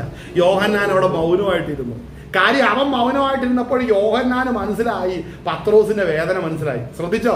കാര്യമൊക്കെ ഇവൻ അതും ഇതൊക്കെ പറയും. നമ്മൾ അവസാനത്തിൽ ചെല്ലുമ്പോൾ ഇവൻ എന്തായി തീരും എന്നൊക്കെ ചോദിക്കാൻ പോകുന്നവനാണ് ആര്? പത്രോസ്. എങ്കിൽ ഇവനിരുന്ന് വേവലാതിപ്പെടുന്ന കണ്ടപ്പോൾ ഒരു വിഷമം തോന്നിപ്പോയി. ആർക്ക്? യോഹന്നാൻ. ശ്രദ്ധിക്കണം കേട്ടോ, ആയുസോടുകൂടെ ശുശ്രൂഷ തീർത്തത് യോഹന്നാനേ ഉള്ളൂ. അതുകൊണ്ട് എടുത്ത് ചാടുന്നവരൊക്കെ സൂക്ഷിച്ചോണം. വേഗം കുറി വീണ് മുമ്പോട്ട് പോകണോ, അതേ കുറച്ച് നാളൊക്കെ ഇരുന്ന് ചില ഫലങ്ങളൊക്കെ ഉള്ളവരായിട്ട് ദൈവരാജ്യത്തിൽ ചെല്ലണോ എന്നുള്ളത് തീരുമാനിച്ചെടുത്തോണം. ആമേൻ. ഹല്ലേലൂയ. ശ്രദ്ധിക്കേണ്ട ഒരു കാര്യമാ, ശിഷ്യന്മാര് തമ്മിൽ കുശുകുശുക്കുവാൻ തുടങ്ങി. അതാരായിരിക്കും ഈ കർത്താവ് ഈ പറഞ്ഞ? ആരെക്കുറിച്ചാ? എന്നെ കുറിച്ചാണോ അവനെ കുറിച്ചാണോ? നമ്മൾ ആരുമല്ല, പത്രോസാ. സംഭവം ആള് പത്രോസാന്ന്. അവനല്ല ഈ പ്രശ്നക്കാരെല്ലാം ഉണ്ടാകും. ഓർക്കുന്നില്ല എന്ന് വെള്ളത്തിന്റെ മുടി നമ്മളെല്ലാവരും പേടിച്ച് വിറച്ച് പടകിൽ ഇരുന്ന സമയത്ത് ഇവനല്ലേ പറഞ്ഞ് കർത്താവെ ഞാൻ അങ്ങോട്ട് വരട്ടെ എന്ന്. ആലല്ലേ? അപ്പൊ ആരാ പ്രശ്നം പത്രോസാ. പത്രോസ് എടുത്തുചാട്ടക്കാരനാ. ശ്രദ്ധിക്കണം കേട്ടോ, ഈ എടുത്തുചാട്ടക്കാരനാണ് എന്നുള്ള ഒരു ഗുണം അല്ലെങ്കിൽ ഒരു സ്വഭാവം ഒരിക്കലും പിന്മാറ്റമാണെന്ന് വിചാരിക്കരുത്, ഒറ്റിക്കൊടുക്കുന്നതെന്ന് വിചാരിക്കുന്നത്. നമ്മൾ ചില കാര്യങ്ങൾ എടുത്തു ചാടി ചെയ്യുന്നത് ഒരിക്കലും ഒരു കുറവായിട്ട് മറ്റുള്ളവർ അത് ചിത്രീകരിച്ചാലും ദൈവം അത് കാണുന്നില്ല. കാര്യം ഇതിന്റെ ഇടയിൽ യഥാർത്ഥ കള്ളനിരിപ്പുണ്ട്. അതല്ലേ വിഷയം. ആ രംഗം ശ്രദ്ധിക്കണം. പത്രോസ് പെട്ടെന്ന് ആംഗ്യം കാണിച്ച് യോഹന്നാനോട് കാര്യം അറിയാവുന്നൊരു കാര്യം, ഇത് പറഞ്ഞ കർത്താവിന്റെ വായിൽ നിന്ന് തന്നെ ഇതാരാണെന്ന് അറിഞ്ഞേ പറ്റുകയുള്ളൂ അല്ലേ? ഇതാരാണ്, ആരെക്കുറിച്ചാണ് കർത്താവ് ഇത് പറഞ്ഞതെന്ന് ഇതറിയണമെന്നുണ്ടെങ്കിൽ ആരും സപ്പോർട്ടില്ല. അവിടെ യോഹന്നാനെ അവിടെ ആ നേരത്തെ അവിടെ ഇരിക്കും നമ്മൾ മനസ്സിലാകുന്നത്. നമ്മൾ ആ ഭാഗം ഒന്ന് വായിച്ചേ. ആമേൻ. അതിന്റെ 22 നമ്മൾ വായിച്ചേ. ആരെ കുറിച്ചൊന്ന് പറയുന്ന ശിഷ്യന്മാർ സംശയിച്ച് അവിടെ അടുത്ത 23-ാം വാക്യം ഒന്ന് വായിച്ചേ. അവിടെ നിന്ന് അവിടെ വായിക്കുന്നത് ശിഷ്യന്മാരിൽ വെച്ച് യേശു കണ്ടോ, കർത്താവിന് നേരെ കുതികാൽ ഒരുത്തൻ ഉയർത്തുന്നു എന്നുള്ള വചനം കിടക്കുമ്പോൾ, അങ്ങനെ ഒരു ദൂത് കിടക്കുമ്പോൾ നമ്മുടെ ഓരോരുത്തരുടെ മേലുള്ള വിളി ദൈവത്തിന് എന്നോടുള്ള അവന്റെ ആശയം എന്തെന്ന് ഉറപ്പിക്കണം കേട്ടോ. അവിടെ വന്നപ്പോ യേശു സ്നേഹിച്ച ശിഷ്യൻ, ശ്രദ്ധിക്കണം, ശിഷ്യന്മാര് പലതും കേട്ട് കലങ്ങും, ചിലർക്ക് ഒരു പിടിയില്ലാതെ കലങ്ങും. പക്ഷെ അവിടെയും നമ്മൾ സ്വന്തം വിശ്വാസം, പ്രത്യാശ, സ്നേഹം, ഇവയിൽ വലുതോ സ്നേഹം തന്നെ. അപ്പോൾ സ്നേഹിക്കുന്ന ഒരുവനെ സംബന്ധിച്ച് ഒരിക്കലും ഇടറത്തില്ല. ദൈവത്തിന്റെ കൽപ്പനകളെ അനുസരിക്കുന്നവനാണ് ദൈവത്തെ സ്നേഹിക്കുന്നത് അല്ലേ? അവന്റെ കൽപ്പനകളെ അനുസരിക്കുന്നവൻ ഒരിക്കലും ഇടപെടേണ്ട കാര്യമില്ല. പന്തിയിൽ 12 പേരിൽ സ്വന്തം യോഹന്നാൻ ഒഴികെ സകലരും അവിടെ കണ്ട് കലങ്ങുകയാണ്. ശരിക്കും കലങ്ങണ്ടവൻ അനങ്ങാതിരിപ്പുണ്ട് അതിന്റെ ഇടയിൽ. ശരിക്കും പ്രശ്നക്കാരന്റെ ഇടയിൽ ഒരു പ്രശ്നമില്ലാതിരിപ്പുന്നുണ്ട്. എല്ലാവരുടെയും ചോദ്യത്തിന്റെ മുനകൾ പത്രോസിന്റെ നേർക്ക് ഉയരുമ്പോൾ ശ്രദ്ധിക്കണം, അവിടെ ഒഴിവുള്ള 2 പേരേ ഉള്ളൂ. ഒന്ന് യോഹന്നാന്, അടുത്ത് പത്രോസ്. ശ്രദ്ധിക്കണം, പത്രോസിന്റെ മേലാണ് ഈ ചോദ്യ ശരങ്ങൾ എഴുന്നേൽക്കുന്നത്. യോഹന്നാന്റെ സുവിശേഷം നമ്മൾ പഠിക്കുന്ന സമയം നമ്മൾ മനസ്സിലാകുന്നത് ഇവരുടെ ഇടയിലെ ഫൈറ്റ് നല്ലപോലെ കാണാൻ സാധിക്കും. ഇവരുടെ ഇടയിലെ വഴക്ക്, ഭിന്നതകള്, ഒരുവൻ മറ്റുള്ളവന്റെ മേലുള്ള സ്വാധീനങ്ങള്, അധികാരങ്ങൾ, സംസാരങ്ങളെല്ലാം നമുക്ക് മനസ്സിലാകും. യോഹന്നാന്റെ നേർക്ക് ഈ പത്രോസ് സംസാരിക്കുന്ന ഓരോ ഡയലോഗുകളും കൃത്യമായിട്ട് യോഹന്നാൻ രേഖപ്പെടുത്തുന്നുണ്ട്. യേശു സ്നേഹിച്ച ശിഷ്യൻ, അല്ലേ? ശ്രദ്ധിക്കണം, ആ പദം ശ്രദ്ധിക്കണം. കർത്താവ് സ്നേഹിച്ച ശിഷ്യൻ വ്യക്തമാക്കുന്നുണ്ട്. വെച്ച് അതായത് മനസ്സിലാക്കണം, ഈ ഡയലോഗ് കർത്താവ് പറഞ്ഞപ്പോഴും ലവലേശം ഭയം ആർക്കില്ലായിരുന്നു? നിങ്ങൾക്ക് മനസ്സിലായോ? ഇത്രയും വലിയൊരു കാര്യം, എന്നെ ഒറ്റുവാൻ ഒരുത്തൻ ഉണ്ടെന്നുള്ളത് പറഞ്ഞപ്പോൾ ദൈവത്തിന്റെ സ്നേഹത്തിൽ ഇരിക്കുന്ന ഒരുവൻ ഒരിക്കലും ഇടറാൻ ദൈവം സമ്മതിച്ചിട്ടില്ല. കാര്യം അങ്ങനെ ശിഷ്യന്മാര് 12 പേരിൽ നിങ്ങൾ ഒരുത്തൻ പ്രശ്നക്കാരനാന്ന് പറഞ്ഞ എന്തെങ്കിലും കള്ളത്തരം ഉള്ളവനാണ് അപ്പൊ മാറിയിരിക്കും ഇങ്ങോട്ട്, അല്ലേ? ഇപ്പൊ അടുക്കണ്ട, ഇപ്പൊ നമ്മൾ പ്രതീക്ഷിക്കാത്ത ദൂത വെളിപ്പെട്ടേക്കുന്ന, അതുകൊണ്ട് ഒരു 15-20 മിനിറ്റ് കഴിഞ്ഞ് അങ്ങോട്ട് ചെന്നാൽ മതി. ചെന്ന് കഴിഞ്ഞിട്ടുള്ള പ്രശ്നം. അപ്പൊ ഇത് കണ്ട് ആകെ ഗ്യാസ് പോയി നിൽക്കുന്ന പത്രോസിനെ യോഹന്നാൻ കണ്ടത്. പക്ഷെ എന്തുകൊണ്ടാ? ശ്രദ്ധിക്കേണ്ട ഒരു കാര്യമുണ്ട്. എന്തുകൊണ്ടാ പത്രോസിന് വേണ്ടി യോഹന്നാൻ കർത്താവിനോട് ഇത് ചോദിച്ചത്? കാര്യം അത് അറിയേണ്ട ഒരു കാര്യം. എന്തുകൊണ്ടാണത്? അത് ചോദിക്കാതിരുന്നാ മതി. പക്ഷെ പത്രോസ് എല്ലാവരിലും പ്രായമുള്ള വ്യക്തിയായിരുന്നു. എല്ലാവരും പ്രായമുള്ള വ്യക്തിയായിരുന്നു. അതുകൊണ്ട് ആ വ്യക്തിയെ, ആ പ്രായത്തെ മാനിച്ചിട്ടാണോ, അല്ലെങ്കിൽ പത്രോസിൽ തെറ്റില്ലെന്ന് കണ്ടിട്ടാണോ, എന്തൊന്നാണെങ്കിലും സ്തോത്രം അവിടെ വ്യക്തമായാണ് അവിടെ ചോദിക്കുന്നത്, അല്ലേ? സ്തോത്രം. അവിടെ ഭാഗം ഒന്ന് വായിച്ചേ. ശിഷ്യന്മാരിൽ വെച്ച് യേശു സ്നേഹിച്ച് ഒരുത്തൻ യേശുവിന്റെ മാറിടത്ത് ചാരിക്കൊണ്ടിരുന്നു. ശിമോൻ പത്രോസ് അവനോട് ആംഗ്യം കാട്ടി അവൻ പറഞ്ഞത് ആരെക്കൊണ്ട് എന്ന് ചോദിക്കുവാൻ പറഞ്ഞു. അതാ വേറൊരു കാര്യം ശ്രദ്ധിക്കണേ. 23-ാം വാക്യം നമ്മളൊന്ന് വായിക്കുമ്പോൾ, യേശു സ്നേഹിച്ച ഒരുത്തൻ, ശിഷ്യന്മാരിൽ യേശു സ്നേഹിച്ച ഒരുത്തൻ യേശുവിന്റെ മാറിടത്ത് ചാരിക്കൊണ്ടിരുന്നു. അപ്പോൾ ഇത് പറയുന്നതിന് മുമ്പേ കർത്താവിന്റെ മാറത്തവൻ ചാരിയിരിക്കുകയായിരുന്നു. അത് ചാരിയിരിക്കുമ്പോഴാണ് കർത്താവ് അത് പറയുന്നത്. അപ്പോൾ പ്രതികൂലങ്ങൾ ശിഷ്യഗണങ്ങളുടെ ഇടയിൽ ഉണ്ടാകുമ്പോഴും കർത്താവിന്റെ മാറത്ത് ചാരിയിരിക്കുന്നത് ഒരിക്കലും നിർത്തിയേക്കരുത്. പിടികിട്ടിയോ? എത്ര പ്രശ്നം ഉണ്ടായാലും കർത്താവിന്റെ മാറത്ത് ചാരിക്കുന്ന, എനിക്ക് എൻ്റെ മനസാക്ഷി വിലക്കുന്നില്ലെന്ന് ഉറപ്പുണ്ടെങ്കിൽ എനിക്ക് ഭയപ്പെടണ്ട. എന്നാൽ ബാക്കി നിൽക്കുന്ന 11 പേരും കലക്കത്തിലാണ്. 11 പേരും കലക്കത്തിലാണ്. തമ്മിൽ നോക്കുന്നുണ്ട്. ഇത് ആരാ? ഇവനാണോ? അവനാണോ? യാക്കോബാണോ? പത്രോസാണോ? ആളലിയ മർക്കോസാണോ? മറ്റു നിൽക്കുന്നത് വേറെ ആരോ? തോമസ് ആണോ? തോമസൊക്കെ നിലവിളിയായിരിക്കും കിടന്നുണ്ട്. ഇത് അല്ലേ? ഇത് പറഞ്ഞിട്ട് കാര്യം എനിക്ക് എത്ര കണ്ടിട്ടും വിശ്വസിക്കാൻ പറ്റത്തില്ല. അതാ വിശ്വാസത്തിന്റെ പരിശോധന എന്ന് പറയുന്നത്. ഇത് പ്രശ്നം വന്നു കഴിയുമ്പോൾ ഇത് ഞാൻ ഇതിൻ്റെ ഉള്ളതാണോ എന്ന് വരെ ചിന്തിച്ചു കാണും. കർത്താവ് പറഞ്ഞു, ലാസറിന്റെ ഭവനത്തിലേക്ക് പോകണമെന്ന് പറഞ്ഞപ്പോഴത്തേനും പറഞ്ഞു, പകൽ 12 മണി നേരമല്ലേ ഉള്ളൂ, ആ പകൽ പോകുന്നവർ ആരും ഇടറുന്നില്ലെന്ന് പറഞ്ഞപ്പോഴത്തേനും പറയും, എന്നാൽ നമുക്ക് പോകാന്ന് പറയുമ്പോ, എന്നാ ആകയാൽ നാം അവനോടുകൂടെ പോകാം, മരിക്കേണ്ടതിന് അവനോടുകൂടെ പോകാം എന്നാര് പറഞ്ഞു? തോമസ് പറഞ്ഞു. തോമസ് ഇന്ത്യയിലേക്ക് വന്നു, അല്ലേ? ആമേൻ, സ്തോത്രം. അപ്പൊ തോമസ് പറഞ്ഞ എന്നാ, ആകെ നമ്മൾ മരിക്കേണ്ടതിന് കർത്താവിനോട് കൂടെ നെഗറ്റീവ് തോട്ടിലാണ് അവൻ നിന്നത്. തോമസ് അപ്പോസ്തലൻ നിന്നത് നെഗറ്റീവ് തോട്ടിൽ. എന്ത് പറഞ്ഞാലും അതിൻ്റെ അകത്ത് പോസിറ്റീവായിട്ട് കാണാൻ പറ്റത്തില്ല. ഇവരൊക്കെയാണ് 12 പേരിൽ ഇരുന്ന് നോക്കണം. ഞാൻ ചോദിക്കട്ടെ, സ്വസ്ഥത ഉണ്ടായി കാണുമോ? ഞാൻ എൻ്റെ ഒരു ഭാഷ പറയാം. കർത്താവ് ഈ ഡയലോഗ് പറയും, നിങ്ങളിൽ ഒരുത്തർ എന്നെ ഒറ്റിക്കൊടുക്കുവാൻ ഇരിക്കുന്നാന്ന് പറഞ്ഞപ്പോ എൻ്റെ ഭാഷ പറയും, ഇവരുടെ എല്ലാം ഉള്ളിക്കോടെ ഉണ്ടല്ലോ, എന്താ പറഞ്ഞ ഒരു വെള്ളിടി അങ്ങ് വെട്ടി, അല്ലേ? ഹൃദയത്തിൽ ഒരു വെള്ളിടി അങ്ങ് വെട്ടി, അല്ലേ? വാള് കടന്നു പോയ പോലെ ഇപ്പൊ എല്ലാവർക്കും. അടുത്ത ഭാഗം ശ്രദ്ധിച്ചേ. അയച്ചേ. തുടർന്ന് വായിക്കേ.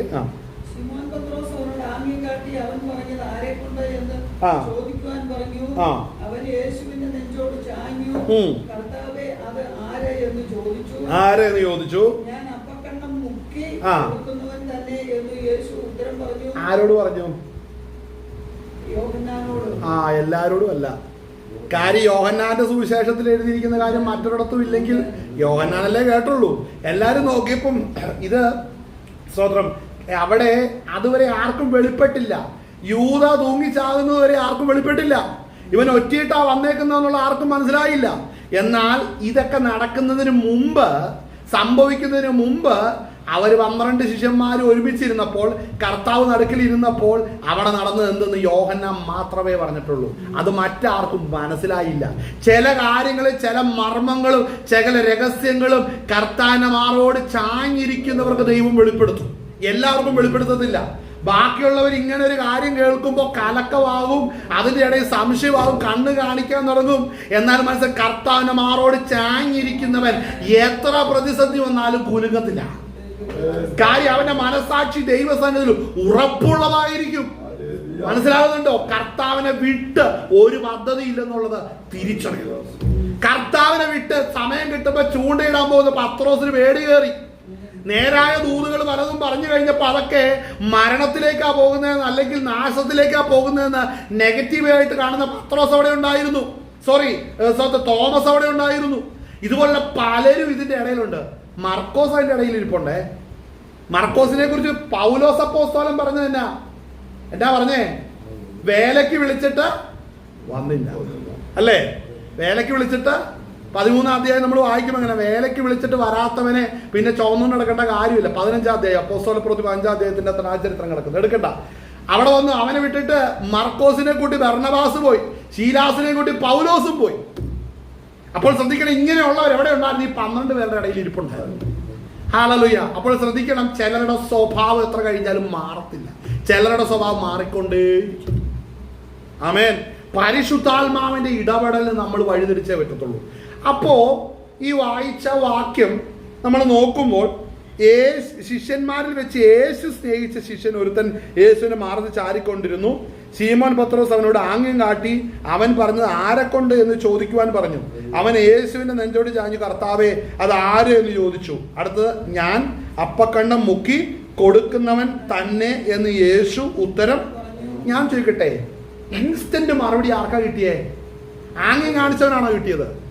അല്ല, മാറോട് ചാഞ്ഞിരുന്നവനാ ഇൻസ്റ്റന്റ് മറുപടി കിട്ടിയുള്ളൂ. ദൈവത്തോട് ചോദിച്ചാൽ പെട്ടെന്ന് മറുപടി കിട്ടും. ആർക്ക് കിട്ടും? കർത്താവിനോട് ചാഞ്ഞിരിക്കുന്ന, കർത്താവിനോട് ചേർന്നിരിക്കുന്നവനാ പെട്ടെന്ന് മറുപടി ഉള്ളൂ. അല്ലെങ്കിൽ അപ്പുറത്ത് മാറി ആംഗ്യം കാണിച്ചുകൊണ്ടിരിക്കേണ്ട അവസ്ഥയിലേക്ക് വരും. അപ്പോൾ ഒരു കാര്യം മനസ്സിലാക്കണം, നമ്മൾ കർത്താവിനോട് ചേർന്നാണോ ഇരിക്കുന്നത് നോക്കിക്കോണേ. ഹല്ലേലൂയ. നമ്മൾ കർത്താവിനോട് ചേർന്നായി ഇരിക്കുന്നെങ്കിൽ നമുക്ക് മറുപടി തീർച്ചയായിട്ടും ലഭിക്കും. ഞാൻ കഴിഞ്ഞ ദിവസം സ്തോത്രം നമ്മൾ ഒരു പ്രാർത്ഥനയ്ക്ക് കടന്നു പോയല്ലോ, ഞായറാഴ്ച. അവിടെ ചെന്ന് നിന്നപ്പോ ഞാൻ പെട്ടെന്ന് അവിടെ ഇന്ന് ശ്രദ്ധിക്കണം കേട്ടോ, ഈ ഭാഗം ഞാനിപ്പം വചനം പറഞ്ഞപ്പോൾ പെട്ടെന്ന് എൻ്റെ ഉള്ളിലേക്ക് കയറി വന്ന. ഞാൻ അവിടെ വന്നിരുന്നു പ്രാർത്ഥനയ്ക്ക് വന്നപ്പോൾ നോക്കുമ്പോൾ ഒരു മനുഷ്യൻ രക്ഷിക്കപ്പെട്ടവരല്ല അവിടെ ഇരുന്നേ. അവരുടെ ഇടയിൽ വചനം പറഞ്ഞു. അവരോട് വചനം പറയാൻ രക്ഷിക്കപ്പെടാനേ പറയാൻ പറ്റത്തുള്ളൂ. അപ്പോൾ ഞാൻ അവിടെ നിന്ന് കഴിഞ്ഞപ്പോൾ പെട്ടെന്ന് ഞാൻ ചോദിച്ചു, കർത്താവേ, ഇതിൻ്റെ ഇടയിൽ ഞാൻ നിൽക്കുന്നത് ശരിയല്ലല്ലോ, അല്ലെ പ്രാർത്ഥിക്കാൻ പാടില്ലല്ലോ, അല്ലെങ്കിൽ ഞാൻ അവരോട് വചനം പറയേണ്ട കാര്യമുണ്ടോ? ഇങ്ങനെയുള്ളൊരു വല്ല കലക്കത്തിൽ നിന്ന സമയത്ത് ശ്രദ്ധിക്കണേ, എൻ്റെ ഉള്ളത്തോട് പരിശുദ്ധാത്മ ഇടപെട്ടൊരു ഒറ്റ ഭാഗമുണ്ട്. എവിടാന്നറിയോ? ലാസറിന്റെ ഭാഗത്ത് നിന്ന് എന്നോട് ഇടപെട്ടു. എന്നോട് ഇടപെട്ട ഭാഗം എന്നാന്നറിയാവോ? മറിയോട് ചോദിച്ചു, മറിയേ, നീ ഇവൻ പുനരുത്ഥാനത്തിൽ വരുമെന്ന് നീ അറിയുന്നുണ്ടോ എന്ന് ചോദിച്ചു, അല്ലേ? അപ്പോൾ മറിയ പറഞ്ഞു, ഇവൻ പുനരുത്ഥാനത്തിൽ തേജസ്സിൽ വരുമെന്ന് ഞാൻ അറിയുന്നുണ്ട്, അങ്ങനെ മഹത്വം കാണുമെന്ന് പറഞ്ഞു.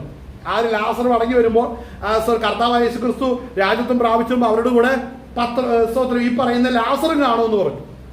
പക്ഷേ ആ ഭാഗം കാണുമെന്ന് പറഞ്ഞു. അടുത്ത ചോദ്യമുണ്ട്, നീ ഇപ്പോൾ ദൈവമഹത്വം വെളിപ്പെടുമെന്ന് നീ വിശ്വസിക്കുന്നുണ്ടോ എന്ന് ചോദിച്ചു. മനസ്സിലാകുന്നുണ്ടോ? അതായത് പ്രശ്നം എന്നാണെന്നറിയാവോ?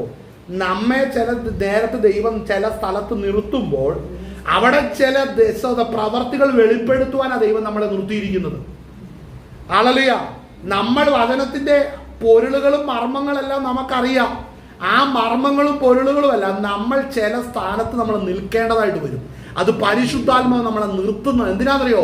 ദൈവമഹത്വം വെളിപ്പെടുത്തുവാൻ, ദൈവപ്രവൃത്തി വെളിപ്പെടുത്തുവാൻ നമ്മളെ നിർത്തുന്നുണ്ട്. ഇവിടെ ശ്രദ്ധിക്കണേ, യോഹന്നാൻ കർത്താവിന്റെ മാറോട് ചാഞ്ഞിരുന്നത് കൊണ്ടാണ് അവിടെ ചോദിക്കാൻ പറ്റിയത്. അവിടെ ആ ഒരു സാഹചര്യത്തിൽ അവിടെ ആ വ്യക്തി കർത്താവിന്റെ മാറോട് ചാഞ്ഞിരിക്കാൻ ദൈവം ഇടയാക്കി. ഇല്ലെങ്കിലോ അത് സാധിക്കുമോ? സാധിക്കത്തില്ല. അവിടെ വായിച്ച ആ ഭാഗം വായിക്കുമ്പോൾ അടുത്തത് കർത്താവ് എന്താ പറയുന്നത്? കണ്ടം വാങ്ങിച്ച ഉടനെ സാത്താൻ അവനിൽ കടന്നു. യേശു അവനോട്, നീ ചെയ്യുന്നത് വേഗത്തിൽ ചെയ്യുക എന്ന് പറഞ്ഞു. എന്നാൽ ഇത് ഇന്നതിനെ കുറിച്ച് പറഞ്ഞു എന്ന് പന്തിയിലിരുന്നതിൽ ആരും അറിഞ്ഞില്ല. അപ്പോൾ അവരെഴുതിയ ലേഖനത്തിലും ഒന്നില്ല, അവരെഴുതിയ സുവിശേഷത്തിലും ഇല്ല. ഇത് അവിടെ നടന്നത് എന്താണെന്ന് കണ്ടത് യോഹന്നാൻ മാത്രമേ ഉള്ളൂ. കാര്യം സാത്താൻ അവനിൽ കടന്നപ്പോൾ പെട്ടെന്ന് അവനിൽ വന്ന വ്യത്യാസം കാണാൻ ദൈവത്തിന്റെ മാറോട് ചാഞ്ഞിരുന്ന യോഹന്നാനെ പറ്റിയതുള്ളൂ.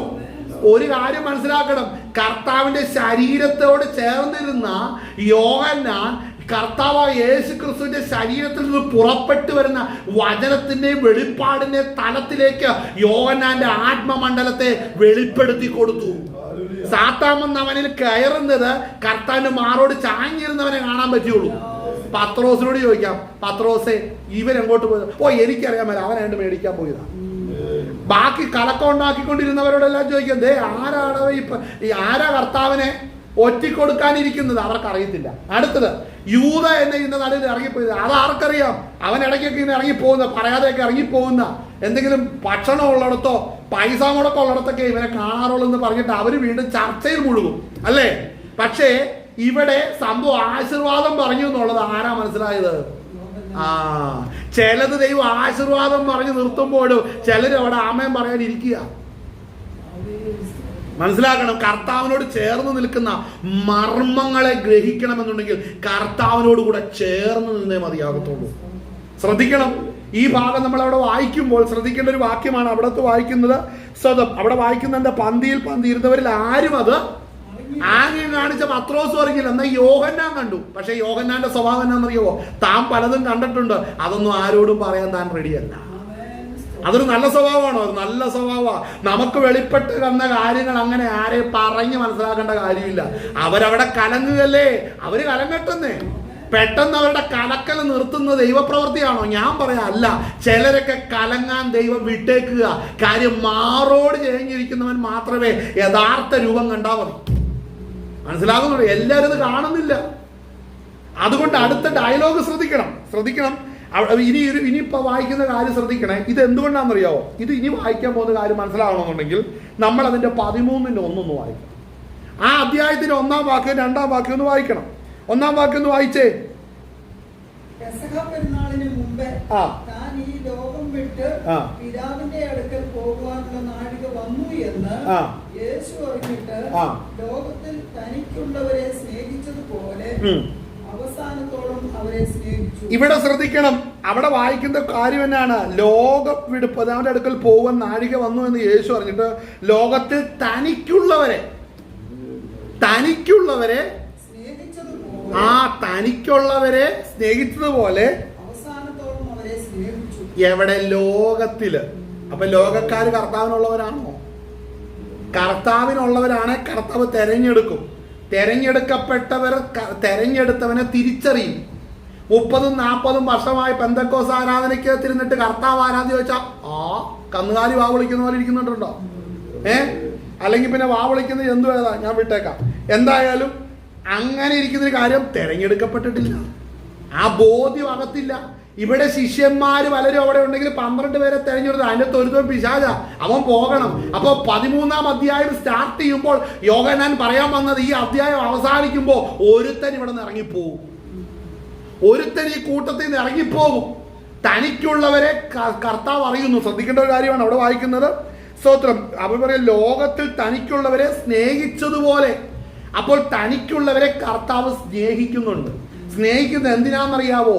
ദൈവത്തിന്റെ ഒരു പ്രോഗ്രാം സ്റ്റാർട്ട് ചെയ്യുമ്പോൾ ദൈവം സ്നേഹിച്ചവർ നിലനിൽക്കണം. ദൈവം സ്നേഹിക്കാത്തൊരു പുറത്തു പോയേ മതിയാകത്തുള്ളൂ. ശ്രദ്ധിച്ചോ? അപ്പോൾ അതുകൊണ്ടാണ് ദൈവത്തിന്റെ സ്നേഹത്തിൽ വസിക്കുന്ന യോഹന്നാൻ മാറോട് ചാഞ്ഞിരുന്നത്. അത് ആരാന്ന് ചോദിച്ചപ്പോൾ വേഗം പറഞ്ഞു കൊടുത്തു. കാര്യം ദൈവം സ്നേഹിക്കുന്നവർക്കാണ് ദൈവം വെളിപ്പെടുത്തി കൊടുക്കത്തുള്ളൂ. ദൈവം ആരെ സ്നേഹിക്കുന്നോ അവർക്ക് ആ മർമ്മങ്ങളെ വെളിപ്പെടുത്തുകയുള്ളൂ. ദൈവം ആരെയാണോ സ്നേഹിക്കുന്നത് അവർക്കാണ് ദൈവത്തിന്റെ വചനത്തിന്റെ ദൈവത്തിന്റെ കാര്യപരിപാടികളുടെ മർമ്മങ്ങൾ വെളിപ്പെടുത്തത്തുള്ളൂ. അല്ലാത്തവർക്ക് അത് വെളിപ്പെടത്തില്ല, വെളിപ്പെടാൻ പാടില്ല. അവർ പന്തിയിൽ അവർ കലങ്ങുകയുള്ളൂ. മാറോട് ചാഞ്ഞിരിക്കുന്നവർ സ്തോത്രം സത്യം ഗ്രഹിക്കും. കാര്യം ദൈവം അവരെ സ്നേഹിച്ചു. ഹല്ലേലൂയ. ദൈവം സ്നേഹിക്കുമ്പോൾ നാം ദൈവത്തെ സ്നേഹിക്കണം. ദൈവത്തിന്റെ കൽപ്പനകളെ അനുസരിച്ച് അവന്റെ മാറോട് ചാഞ്ഞിരിക്കുന്നാൽ മാത്രമേ നമുക്ക് ദൈവത്തെ സ്നേഹിക്കാൻ പറ്റത്തുള്ളൂ. ദൈവം നമ്മളോട് മർമ്മങ്ങളെ വെളിപ്പെടുത്തും. എപ്പോഴും നമ്മളോട് സംസാരിക്കും. അല്ലാതെ സഭായോഗത്തിന്റെ 2.5 മണിക്കൂറിലല്ല ദൈവം സംസാരിക്കുന്നത്. നിന്റെ ജീവിതത്തിന്റെ എല്ലാ മേഖലകളിലും ദൈവസന്നിധിയിൽ ഇരിക്കുമ്പോഴൊക്കെ ദൈവം നിന്നോട് സംസാരിക്കുന്നുണ്ടോ? ഇന്നലെ ഞാൻ വളരെ ഭാരപ്പെട്ടിരിക്കുകയായിരുന്നു. വളരെ ഭാരപ്പെട്ടിരുന്നപ്പോൾ പരിശുദ്ധാത്മാവ് എന്നോട് പറഞ്ഞു, ഹല്ലേലൂയ, യോസേഫിനെ ദൈവം തെരഞ്ഞെടുത്തു അല്ലേ? നമുക്കിവിടെ ഇത് വളരെ ഇമ്പോർട്ടൻ്റ് ആയിട്ടുള്ള ഭാഗമായിരുന്നു. എങ്കിലും നമുക്ക് ദൈവത്തിന്റെ ആത്മാവ് നടത്തുന്നവരെ നമുക്ക് മുമ്പോട്ട് പോകാം അല്ലേ? നമുക്കറിയാം യോസേഫിന്റെ ചരിത്രം അറിയാം.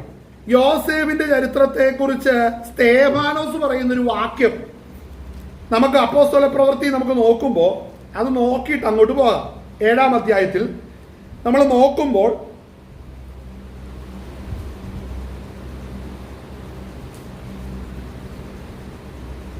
അതിന്റെ 7-ന്റെ 10-ാം വാക്യം, അതിന്റെ 9-ഉം 10-ഉം വാക്യം നമുക്ക് വായിക്കുമ്പോൾ അവിടെ വായിക്കുന്ന ഗോത്രപിതാക്കന്മാർ യോസേഫിനോട് അസൂയപ്പെട്ട് അവനെ മിസ്രയീമിലേക്ക് വിറ്റുകളഞ്ഞു. എന്നാൽ ദൈവം അവരോട് കൂടെ ഇരുന്നു. ശ്രദ്ധിക്കണം, യോസേഫിനെ സ്തോത്രം ഗോത്രപിതാക്കന്മാർ അസൂയപ്പെട്ട് അവനെ വിറ്റുകളഞ്ഞു. എന്നാൽ ദൈവം അവനോട് കൂടെ ഇരുന്നു. സകല സങ്കടങ്ങളിൽ നിന്നും അവനെ വിടുവിച്ചു. അവനെ വിടുവിച്ചു. മിസ്രയീം രാജാവായ ഫറവോന്റെ മുമ്പാകെ അവന് കൃപയും ജ്ഞാനവും കൊടുത്തു. സ്തോത്രം. ഇവിടെ ശ്രദ്ധിക്കണം, ഇവിടെ യോസേഫിനെ ദൈവം തെരഞ്ഞെടുത്തു. ദൈവത്തിന്റെ വലിയൊരു പദ്ധതിക്കായിട്ട് ദൈവം കൊണ്ടുവരികയാണ്. അങ്ങനെ കൊണ്ടുവരുമ്പോൾ ഈ യോസേഫ് ഗോത്രപിതാക്കന്മാർ അവനെ വിറ്റുകളഞ്ഞു. അപ്പോൾ സ്തേഫാനോസ് അവിടെ പറഞ്ഞ വാക്യമാണ്, ദൈവം അവനോട് കൂടെ ഇരുന്ന് സകല സങ്കടങ്ങളിൽ നിന്ന് അവനെ വിടുവിച്ചു. നമുക്ക് വളരെ പരിചിതമായ ഭാഗമാണ്. എന്നാൽ ഞാൻ ഈ ഭാഗം വായിക്കുമ്പോൾ എൻ്റെ ഹൃദയത്തിൽ ഇടപെട്ട ഒരു കാര്യമുണ്ട്. അത് ഞാൻ നിങ്ങളോട് പറയാൻ വേണ്ടി, ഉൽപ്പത്തി പുസ്തകത്തിൽ നമ്മൾ വായിക്കുമ്പോൾ അതിൻ്റെ 39-ാം വാക്യം, 39-ാം അധ്യായം, ഉൽപ്പത്തി പുസ്തകം 39-ാം അധ്യായം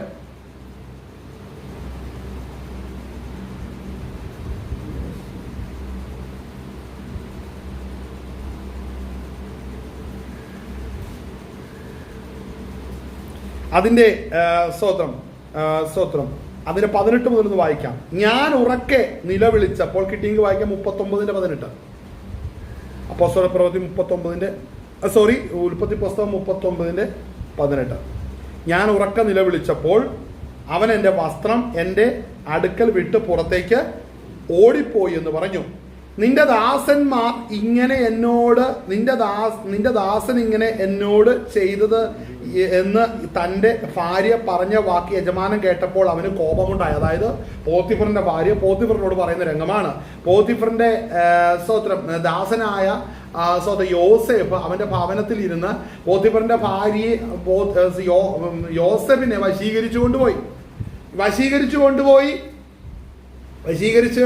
അവനെ കടക്കയിലേക്ക് കൊണ്ടുപോയി അവരുമായിട്ട് കിടക്ക പങ്കിടുവാനായിട്ട് വിളിച്ച്. പക്ഷെ അവിടെ വന്നു കഴിഞ്ഞപ്പോൾ യോസേഫ് പോത്തിഫറിന്റെ ഭാര്യ യോസേഫിന്റെ വസ്ത്രത്തെ കയറി പിടിച്ചപ്പോ യോസേഫ് ആ വസ്ത്രം ഇട്ടിട്ട്, അല്ലെങ്കിൽ അവന്റെ വസ്ത്രം ഊരിക്കളഞ്ഞിട്ട് എങ്ങോട്ട് ഓടി? പുറത്തേക്ക് ജീവരക്ഷാർത്ഥം ഇറങ്ങി ഓടി. കാര്യം പ്രമാണത്തിന് വേണ്ടി നിൽക്കണമെങ്കിൽ ചിലതൊക്കെ വിട്ട് കളഞ്ഞേ ഓടാൻ പറ്റത്തുള്ളൂ. അപ്പോൾ അങ്ങനെ ഓടിക്കഴിഞ്ഞപ്പോൾ ശ്രദ്ധിക്കേണ്ട ഒരു കാര്യം, തന്റെ പക്ഷത്ത് നീതിയാണ്, പക്ഷെ ആ നീതി മുഴുവൻ അന്യായമായിട്ട് അവിടെ ചിത്രീകരിക്കുന്ന രംഗമാണ്. എൻ്റെ ഉള്ളിലേക്ക് ഇടപെട്ട ഒരു കാര്യം, ഈ പോത്തിഫറിന്റെ ഭവനത്തെ ശ്രദ്ധിക്കണം, ഈ പോത്തിഫറിന്റെ ഭാര്യയെ ശ്രദ്ധിക്കണം. പോത്തിഫറിനോടൊരു സ്വഭാവം, പോത്തിഫറിന്റെ ദാസന്മാരോടൊരു സ്വഭാവം, നാട്ടുകാരോടൊരു സ്വഭാവം, വീട്ടുകാരോടൊരു സ്വഭാവം, പല സ്വഭാവത്തിന് ഉടമയായിരുന്നു പോത്തിഫറിന്റെ ഭാര്യ എന്ന് പറയുന്നത്. അപ്പോൾ ഒരു കാര്യത്തെ കുറിച്ച് പല വിധത്തിൽ സംസാരിക്കാൻ മടിയില്ലാത്ത വ്യക്തിയാണ് പോത്തിഫറിന്റെ ഭാര്യ. അപ്പോൾ ഒരു ദൈവത്തിന്റെ പൈതലിനെ സംബന്ധിച്ച് അവൻ പ്രമാണത്തിന് വേണ്ടി നിൽക്കുമ്പോൾ അവന് നേരെ ഇങ്ങനെയുള്ള ചില അന്യായങ്ങൾ കയറി വരുമ്പോൾ ആളെ വിശ്വാസം ത്യജിക്കാതെ പിടിച്ചു നിൽക്കേണ്ട ഉത്തരവാദിത്തം ആർക്കാന്നറിയാവോ? ആളെ ഒരു വിളിക്കപ്പെട്ട ദൈവം ഇത് തന്നെ. അപ്പോൾ ശ്രദ്ധിക്കണം, പോത്തിഫറിന് വളരെ കോപം ജനിക്കുന്ന ഒരു കാര്യം അവിടെ നടന്നു.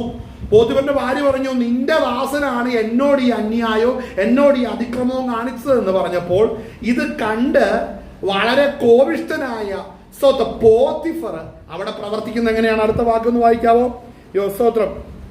അവിടെ 19 നിന്റെ ദാസൻ ഇങ്ങനെ എന്നോട് ചെയ്തു എന്ന് തന്റെ ഭാര്യ പറഞ്ഞ വാക്ക് യജമാനൻ കേട്ടപ്പോൾ അവന് കോപം ജ്വലിച്ചു. അടുത്ത വാക്യം യോസേഫിന്റെ യജമാനൻ 39:20 യോസേഫിന്റെ യജമാനൻ അവനെ പിടിച്ച് രാജാവിന്റെ ബദ്ധന്മാർ കിടക്കുന്ന കാരാഗൃഹത്തിൽ ആക്കി, അങ്ങനെ അവൻ കാരാഗൃഹത്തിൽ കിടന്നു. ഇവിടെ ശ്രദ്ധിക്കണം, ഇവിടെ യോസേഫ് കാരാഗൃഹത്തിലേക്ക് ചെന്നു. ഈ യോസേഫിനെ സംബന്ധിച്ച് അവൻ ചെയ്തതെല്ലാം നീതിയും, അവനെ കാരാഗ്രഹത്തിലാക്കിയവരുടെ കൺമുമ്പിൽ ഇവൻ ഏറ്റവും നികൃഷ്ടമായിട്ട് നിൽക്കുന്ന ഒരുവനായിട്ടാണ്, അല്ലേ? അവൻ പൂർണ്ണമായി നീതിമാനാണ്, ആര്? യോസേഫ്. പക്ഷേ എല്ലാവരും അവനെ നിന്ദിച്ച് ആക്ഷേപിച്ച് അവന്റെ മേൽ കുറ്റം ആരോപിച്ച്. കാര്യം യോസേഫ് ദാസനായിട്ടിരിക്കുമ്പോഴും യോസേഫിൽ ഞാൻ മനസ്സിലാക്കുന്ന ഒരു കാര്യം എന്താണെന്നറിയോ? നിങ്ങൾ ശ്രദ്ധിക്കണേ. യോസേഫ് അടുത്ത അധ്യായം വായിക്കുമ്പോൾ യോസേഫിന്റെ സ്വഭാവം നമുക്ക് ഇച്ചിരി കൂടെ വ്യക്തമാകും, നമ്മളവിടെ എത്തും. എന്നാൽ ഇവിടെ മനസ്സിലാക്കണം, യോസേഫ് അവിടെ ഭാരപ്പെട്ട് താൻ കുറ്റക്കാരനായി തീരുകയാണ്. അപ്പോഴും താൻ മനസ്സിലാക്കുന്നത് തനിക്ക് ഇനിയെങ്കിലും എവിടെ തിരിച്ചു പോകാൻ പറ്റും. ഈ യജമാനന്റെ കീഴിൽ നിന്ന് പോയാൽ തന്നെ വിറ്റ് കളഞ്ഞു. എന്നാൽ അവൻ ആ വിറ്റ മുതലിന്റെ കാലഘട്ടങ്ങൾ തികച്ചതിന് ശേഷം എനിക്ക് മടങ്ങി അപ്പന്റെ അടുക്കൽ പോകാൻ പറ്റുമെന്നുള്ളൊരു ആശ അവരുടെ ഉള്ളിലുണ്ട്, യോസേഫിന്റെ ഉള്ളിലുണ്ട്. അതിന്റെ തെളിവ് ഞാനിനി പറയാം. എന്നാൽ ഈ ഭാഗം നമ്മളൊന്ന് വായിച്ച് അതിന്റെ സ്തോത്രം അതിന്റെ 20-ാം വാക്യം വായിക്കുമ്പോൾ യോസേഫിന്റെ യജമാനൻ അവനെ പിടിച്ച് രാജാവിന്റെ ബദ്ധന്മാർ ആക്കി. അങ്ങനെ അവൻ കാരാഗ്രഹത്തിൽ കിടന്നു. കാരാഗ്രഹത്തിൽ കയറിയേ. അടുത്തത് ആ പദം ശ്രദ്ധിച്ചോ. ഇതാണ്, ഈ വാക്യമാണ് സ്തേഫാനോസിന്റെ കണ്ണിൽ ഉടക്കിയത്. സ്തേഫാനോസിന്റെ പ്രസംഗത്തിൽ പ്രതിഫലിച്ചതും സ്തേഫാനോസിന്റെ ധ്യാനത്തിൽ വെളിപ്പെട്ടതുമായ ആത്മീക മർമ്മം ഇതായിരുന്നു. താൻ കാരാഗ്രഹത്തിൽ കിടക്കുമ്പോഴും സകലരും തന്നെ ആക്ഷേപിക്കുകയും നിന്ദിക്കുകയും ചെയ്യുമ്പോഴും താൻ സത്യത്തിന് നുണ നിൽക്കുവാനായിട്ട് വന്നു എന്നുള്ള യാഥാർത്ഥ്യം ഗ്രഹിച്ച സ്തേഫാനോസ് യോസേഫിനെ ഉദ്ധരിച്ചാണ് ജനത്തോട് വചനം പറഞ്ഞത്. ഇവിടെ ആ വാക്യം ശ്രദ്ധിക്കണം. എന്നാൽ യഹോവ യോസേഫിനോട് കൂടെ ഇരുന്നു. അടുത്തത് കാരാഗ്രഹ പ്രമാണി എന്ത് തോന്നത്ത? അവനോട് ദയ തോന്നത്തക്ക വണ്ണം അവന് കൃപ നൽകി. അടുത്തത്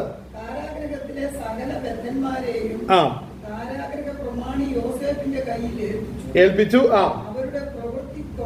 ശ്രദ്ധിക്കേണ്ട ഒരു കാര്യമാ, നീ യജമാനാകുന്ന പോത്തിഫറിന്റെ വീട്ടിൽ നീ സകലത്തിന് അധിപതിയായിട്ട് ഇരിക്കുമ്പോഴും ദൈവം നിന്നോട് കൂടെ ഉള്ളത് കൊണ്ട് നീ ലീഡറായിട്ട് വന്നു. നീ ഇന്നെ കാരാഗ്രഹത്തിൽ അയച്ചാലും നിന്നെ ആക്ഷേപിച്ച് അവിടെ ആക്കിയാലും നിന്നെ അല്ലെങ്കിൽ നീ ആർക്ക് കീഴ്പ്പെട്ടിരിക്കുന്നോ അവരുടെ മീതെ വാഴുന്ന ഒരു ദൈവം അവിടെ ഇറങ്ങി വന്നാൽ, കാരാഗ്രഹത്തിൽ ഇറങ്ങി വന്നാൽ അവർക്ക് നിന്നോട് ദയ തോന്നും. നമ്മൾ ദയ തോന്നണേ എന്നൊന്നും പ്രാർത്ഥിക്കേണ്ട. നീ ദൈവത്തിന്റെ മാറത്ത് ചാഞ്ഞിരിക്കുകയാണെങ്കിൽ ദൈവം നിന്നോട് കൃപ ചെയ്യും. മറ്റുള്ളവരുടെ എന്നോട് കരുണ തോന്നാൻ നീ ഇടപെടണം. ഇങ്ങനെയൊന്നും പ്രാർത്ഥിക്കേണ്ട കേട്ടോ. നിന്റെ ട്രാക്ക് കറക്റ്റ് ആണോ? നീ ഇത് കർത്താവിന്റെ മാറോട് ചാഞ്ഞിരിക്കുകയാണോ? കർത്താവിന്റെ കൽപ്പന നീ അനുസരിക്കുന്നവനാണോ? ഇതൊന്നും നീ പ്രാർത്ഥിക്കണം. നീ കാരാഗ്രഹത്തിൽ ചെന്നാൽ മതി. നിന്നോട് മനസ്സലിയേണ്ടവൻ നിന്നോട് മനസ്സലിഞ്ഞിരിക്കും. അല്ലാതെ അവിടെ വെച്ച് നമുക്ക് പോകാനിരിക്കുന്ന കാരാഗ്രഹത്തെ വഹിച്ച് നമുക്കൊന്ന് പ്രാർത്ഥിക്കാം. അവിടെ ഇരിക്കുന്ന കാരാഗ്രഹ പ്രമാണി ഓർത്തൊക്കെ പ്രാർത്ഥിക്കാൻ തടവുകാരുടെ ഹൃദയത്തിൽ ഒരു ദൈവിക ഇടപെടൽ വരേണ്ടതെന്ന് നമുക്ക് പ്രാർത്ഥിക്കുന്നതൊന്നും അവിടെ നടന്നില്ല. നടന്നോ? ഒന്നും നടന്നില്ല. ഞാൻ പറയാം, മിക്ക പ്രാർത്ഥനകളും ഞാൻ പറയാം നമ്മുടെ മൊബൈൽ അല്ലെങ്കിൽ ഫോണിന്റെ ഒക്കെ ഭാഷയിൽ പറഞ്ഞ് നിങ്ങൾ വിളിക്കുന്ന സബ്സ്ക്രൈബർ പരിധിക്ക് പുറത്താണ്. മനസ്സിലാവും? നിങ്ങൾ വിളിക്കുന്ന സബ്സ്ക്രൈബർ പരിധിക്ക് പുറത്താ. പല പ്രാർത്ഥനകളും പരിധിക്ക് പുറത്താ. പല ആഗ്രഹങ്ങളും പരിധിക്ക് പുറത്താ. പല ഉദ്ദേശങ്ങളും പരിധിക്ക് പുറത്താ. വായിച്ചേ, അടുത്ത് വായിച്ചേ.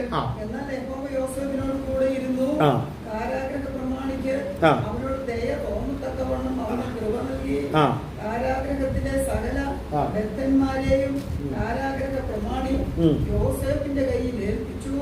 അവരുടെ പ്രവൃത്തിക്കൊക്കെയും അവൻ വിചാരകനായിരുന്നു. ഇവിടെ ശ്രദ്ധിക്കുക, ഇവിടെ യോസേഫിന് നല്ലൊരു റോളുണ്ട്, അല്ലേ? അപ്പോൾ അടിമ വീട്ടിൽ നിന്ന് ഇപ്പോൾ കാരാഗ്രഹത്തിലേക്കാണ് വന്നത്, അല്ലേ? അവിടെ വെച്ചപ്പോൾ അവിടെ എന്താ പോത്തിഫറിന്റെ ഭാര്യയുടെ ഉപദ്രവം ഇനി ഇവിടെ ഇല്ല, അല്ലേ? യോസേഫ് പ്രാർത്ഥിക്കാൻ പഠിച്ചു, കർത്താവേ ഇവരെ പോലെ ഒരു സ്ത്രീയെ ഇനി കാണാൻ ഇടയാകരുത്. ഒരു കുഴപ്പമില്ല, പ്രാർത്ഥനയ്ക്ക് മറുപടി കിട്ടി. എങ്ങോട്ട് കൊണ്ടുപോയി? കാരാഗ്രഹത്തിലേക്ക് കൊണ്ടുപോയി. അപ്പോൾ എന്ത് നടന്നു? നീ പ്രാർത്ഥിക്കാത്തവിടെ നടന്നു. എന്താ? ദൈവം നിന്നോട് കൂടെ ഇരുന്നു. അടുത്ത് നീ പ്രാർത്ഥിക്കാത്ത കാര്യം എന്താണ്? കാരാഗ്രഹ പ്രമാണിക്ക് നിന്നോട് കരുണ തോന്നി. ആളല്ലേ, നിന്റെ പ്രാർത്ഥന എന്നാന്നറിയോ? അത് ഞാൻ പറയാം. അവന്റെ പ്രാർത്ഥന എന്നാന്ന് പറയാം, യോസേഫിന്റെ പ്രാർത്ഥന എന്നാ. ഇത് വായിച്ചപ്പോ എന്റെ ഉള്ളിലേക്ക് ഒത്തിരി കാര്യങ്ങൾ കയറി വന്നു. നമുക്ക് അടുത്ത വാക്യം വായിക്കുമ്പോൾ ഒന്ന് വായിച്ചേ. അവനോടുകൂടി ഇരുന്ന് അവൻ ചെയ്തതൊക്കെയും സഫലമാകുകൊണ്ട് അവന്റെ കൈക്കീഴിലുള്ള യാതൊന്നും കാരാഗ്രഹ പ്രമാണി നോക്കിയില്ല. അപ്പൊ ശ്രദ്ധിക്കണം, കാരാഗ്രഹത്തിൽ കിടന്നുകൊണ്ട് ഇവൻ ലീഡർ ആകാൻ വേണ്ടി നോക്കുകയല്ല, അവനെ അങ്ങനെ ദൈവം പ്രാക്ടീസ് ചെയ്യിപ്പിച്ചു. യോസേഫിന്റെ പ്ലാൻ എന്നാ? മടങ്ങി എന്റെ അപ്പന്റെ അടുക്കൽ പോകണം. കർത്താവിന്റെ സിലബസ് എന്താ? ഇവനെ ഫറോ ആക്കണം. ഇവന്റെ ആഗ്രഹം എന്നാ? എനിക്ക് അപ്പന്റെ അടുക്ക പോകണം. പണ്ട് ഞാൻ ഇട്ടോണ്ടിരുന്ന ഉടുപ്പിന് പകരം ഒരു ഉടുപ്പ് ഇട്ട് മോതിരം ഇട്ട് വീണ്ടും എന്താ പറയുന്നത്, ആടിനെ നോക്കാൻ പോകണം. ഇതാണ് അവന്റെ ദർശനം. വീണ്ടും എങ്ങനെയും മടങ്ങിപ്പോകണം. പക്ഷെ അവനിൽ ദൈവത്തിന്റെ അഭിഷേകം ഉണ്ടായിരുന്നു. അഭിഷേകം അവനെ നടത്തുന്നത് എങ്ങോട്ടാ? സിംഹാസനത്തിലേക്കാ. ഇവന്റെ ജഡം പോകുന്നത് എങ്ങോട്ടാ? ഹല്ലേലൂയ, യാക്കോബിന്റെ അടുക്കലേക്ക്. ശ്രദ്ധിക്കണം, നമ്മളിലിരിക്കുന്ന അഭിഷേകം നമ്മെ നടത്തുന്ന സിംഹാസനത്തിലേക്കാ. പക്ഷെ നമ്മളെ ജഡസ്വഭാവം നമ്മളെ വീണ്ടും വലിഞ്ഞു കൊണ്ടുപോകുന്ന പഴയ കുറെ കൂരയിലേക്ക്, അങ്ങോട്ടും ഇങ്ങോട്ടും. ഒന്ന് ചിന്തിച്ചേ. നമ്മളിരിക്കുന്ന അഭിഷേകം നമ്മളെ കൊണ്ടുപോകുന്ന സിംഹാസനത്തിലേക്കാ, ഉയർച്ചയിലേക്കാ. നമ്മുടെ ജഡ സമ്മതിക്കത്തില്ല. ഇതാണ് റോമാലേഖനം പഠിപ്പിച്ചുകൊണ്ടിരുന്നത്. റോമാലേഖനം ഇതാ പറയുന്നത്, നിങ്ങൾ ജഡത്തെ അനുസരിച്ച് ജീവിക്കരുത്, ജഡത്തെ അനുസരിച്ച് നടന്നാൽ നിങ്ങൾ മരിക്കും നിശ്ചയം. നീ ഇപ്പൊ ഞാൻ ചോദിക്കട്ടെ, ഈ യോസേഫ് തിരിച്ച് അപ്പന്റെ അടുക്ക പോയാ തീർന്നില്ലേ? അവിടെ ഉണ്ടാകാൻ പോകുന്ന പ്രശ്നം ശ്രദ്ധിക്കണം. ദൈവത്തിന്റെ പ്രോഗ്രാം എന്നാ? നീ നിന്റെ അപ്പന്റെ അടുക്ക ഇപ്പൊ പോകണ്ട. പിന്നെയോ, നീ ദൈവത്തിന്റെ കാര്യപരിപാടിക്കകത്തേക്ക് വന്നാൽ മതി. ഇനി ഞാൻ പറയുന്ന ഭാഗം ശ്രദ്ധിച്ച് വായിക്കണേ. അത് സമയമില്ല, വേഗം നിർത്തുകയും ചെയ്യണം. ഇവിടെ നമ്മളിത് വായിക്കുമ്പോൾ 40-ാം അധ്യായത്തിലേക്ക് കയറുക. ഇവിടെ ശ്രദ്ധിക്കണം, അഭിഷേകമുള്ള എങ്ങനെ നിങ്ങൾ കാണണമെന്നറിയാവോ? വിളിയുള്ളവനും ദർശനമുള്ളവരും അഭിഷേകമുള്ളവരും ദൈവം തെരഞ്ഞെടുത്തിരിക്കുന്നവനും വാഗ്ദത്വമുള്ളവരെയും ദൈവം കാരാഗ്രഹത്തിലാക്കുമ്പോൾ ഉണ്ടല്ലോ, ഹല്ലേലൂയ, ശ്രദ്ധിക്കണം, അവിടം കൊണ്ട് ഒതുങ്ങാനല്ല, ദൈവം കാരാഗ്രഹത്തിൽ കുറെ എണ്ണത്തെ കൊണ്ടുവരും. അത് നീ പ്രാർത്ഥിച്ചോ? ഇല്ല. നിന്റെ പ്രാർത്ഥന എന്നാ? എനിക്ക് അപ്പനെ കാണണം. നീ പ്രാർത്ഥിക്കേണ്ടത് എന്താ? കർത്താവേ, ഈ എന്നിൽ വ്യാപരിക്കുന്ന അഭിഷേകത്തിന് ഒത്തവണ്ണം എന്നെ എത്തിക്കേണ്ടിടത്ത് എത്തിക്കണം. അതിന് യോഗ്യമായ വ്യക്തികളെ ഇതിന്റെ അകത്ത് കൊണ്ടുവരണമെന്നല്ലേ പ്രാർത്ഥിക്കേണ്ടത്? അവനത് പ്രാർത്ഥിച്ചില്ല. നമ്മൾ പലതും പ്രാർത്ഥിക്കാത്ത ജീവിതത്തിൽ ദൈവം കൊണ്ടുവരുന്നത്. നമ്മൾ പലതും പ്രാർത്ഥിക്കുകയോ അപേക്ഷിക്കുകയോ ചെയ്യാത്ത പലതും നമ്മുടെ ജീവിതത്തിൽ കടന്നു വരുന്നുണ്ട്. കാരണം നമ്മളിരിക്കുന്ന അഭിഷേകം അതിന് വഴി തുറക്കുന്നു. കാരണം എന്നാണെന്നറിയോ? നമ്മളിൽ അന്യഭാഷ വരത്തെക്കുറിച്ച് കൊരിന്ത്യ ലേഖനം നമ്മൾ ആഴത്തി പഠിക്കുമ്പോൾ അന്യഭാഷയിൽ പ്രാർത്ഥിക്കുന്നവന്റെ ആത്മാവ് പ്രാർത്ഥിക്കുന്നു, അവൻ ദൈവഹിത പ്രകാരം ദൈവത്തോട് പ്രാർത്ഥിക്കുന്നു. അപ്പൊ ദൈവഹിത പ്രകാരം പ്രാർത്ഥിക്കുന്നു, ദൈവത്തോട് പ്രാർത്ഥിക്കുമ്പോൾ നമ്മളിരിക്കുന്ന ആത്മാവിനെ അറിയാൻ നമുക്ക് വേണ്ടത് എന്താന്ന്. പക്ഷേ പലപ്പോഴും നമ്മൾ ജഡത്തിലിരിക്കുമ്പോൾ എന്ത് സംഭവിക്കുന്നറിയാവോ? അത് നമ്മുടെ ജീവിതത്തിൽ വെളിപ്പെടാൻ ഇടയാകത്തില്ല. യോസേഫ് പോകേണ്ടത് സിംഹാസനത്തിലേക്കാ. പക്ഷെ ഇവരിപ്പോഴും എങ്ങോട്ട് പോകണം? അവന്റെ പഴയ വീട്ടിലേക്ക് പോകണം.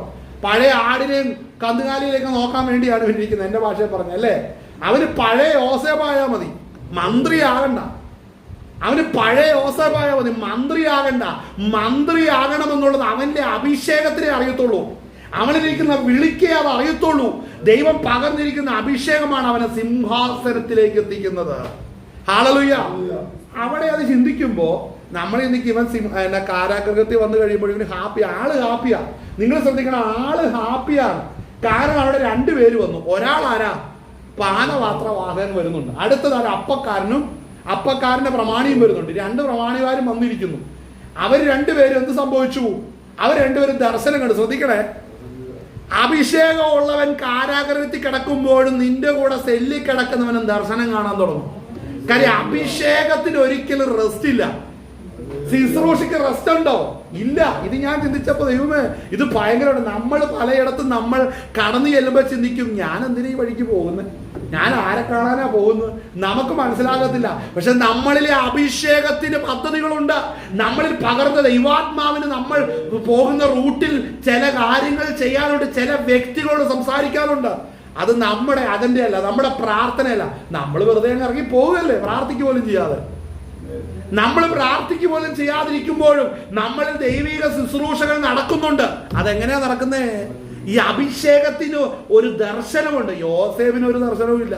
അവന് വീണ്ടും കാർന്നോരെ കണ്ടാൽ മതി. പഴയ കന്ന് എൻ്റെ ആടിനെ എന്നെ വസ്ത്രത്തിൽ എടുത്ത് ആടിൻ്റെ രക്തത്തിൽ മുക്കി അതാ അപ്പച്ച എൻ്റെ സഹോദരന്മാരെല്ലാം കാണിച്ച സത്യത്തിൽ ഞാൻ മരിച്ചില്ലായിരുന്നു, ഞാൻ മരിച്ചില്ല. ഇത് പറയാനാണ് ഇവനിരിക്കുന്നത്. പക്ഷെ ദൈവത്തിന് ആ സെന്റിമെന്റ്സ് ഒന്നും ദൈവത്തിന് വിഷയമല്ല.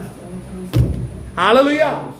പലപ്പോഴും ശ്രദ്ധിക്കേണ്ട ഒരു കാര്യം, ഇവൻ എന്താ ഞാൻ ചോദിക്കട്ടെ, അപ്പച്ചനെ കാണുന്നതിനാ, യാക്കോബ് അപ്പോച്ചനെ കാണുന്നതിനാ മടങ്ങിച്ചെല്ലണം. സഹോദരന്മാർ ഇങ്ങനെയാ ചെയ്തത്, ഞാനന്ന് പറഞ്ഞതല്ലേ എന്നെ ഈ സഹോദരന്മാരെ എനിക്കിട്ട് പണിയാ തരുന്നതെന്ന് ഞാൻ അപ്പച്ചനോട് പറഞ്ഞതല്ലേ, അതിനാണ് ഞാൻ മരിച്ചുപോയി എന്ന് പറഞ്ഞ്. പക്ഷെ ഞാൻ ഇന്നടത്തായിരുന്നു, അങ്ങനെ ഞാൻ കാശൊക്കെ സമ്പാദിച്ച് ഒരുമാതിരി തിരിച്ചു വരാതെ ഞാൻ ജയിലിലായിപ്പോയി. ഇനി ജയിലിൽ നിന്ന് ഇറങ്ങിയിട്ടാണ് ഞാൻ അപ്പച്ചനെ കാണാൻ വരുന്നത്. വന്നിട്ട് പറയാൻ പോകുന്നത് ഈ സ്റ്റോറിയാണ്.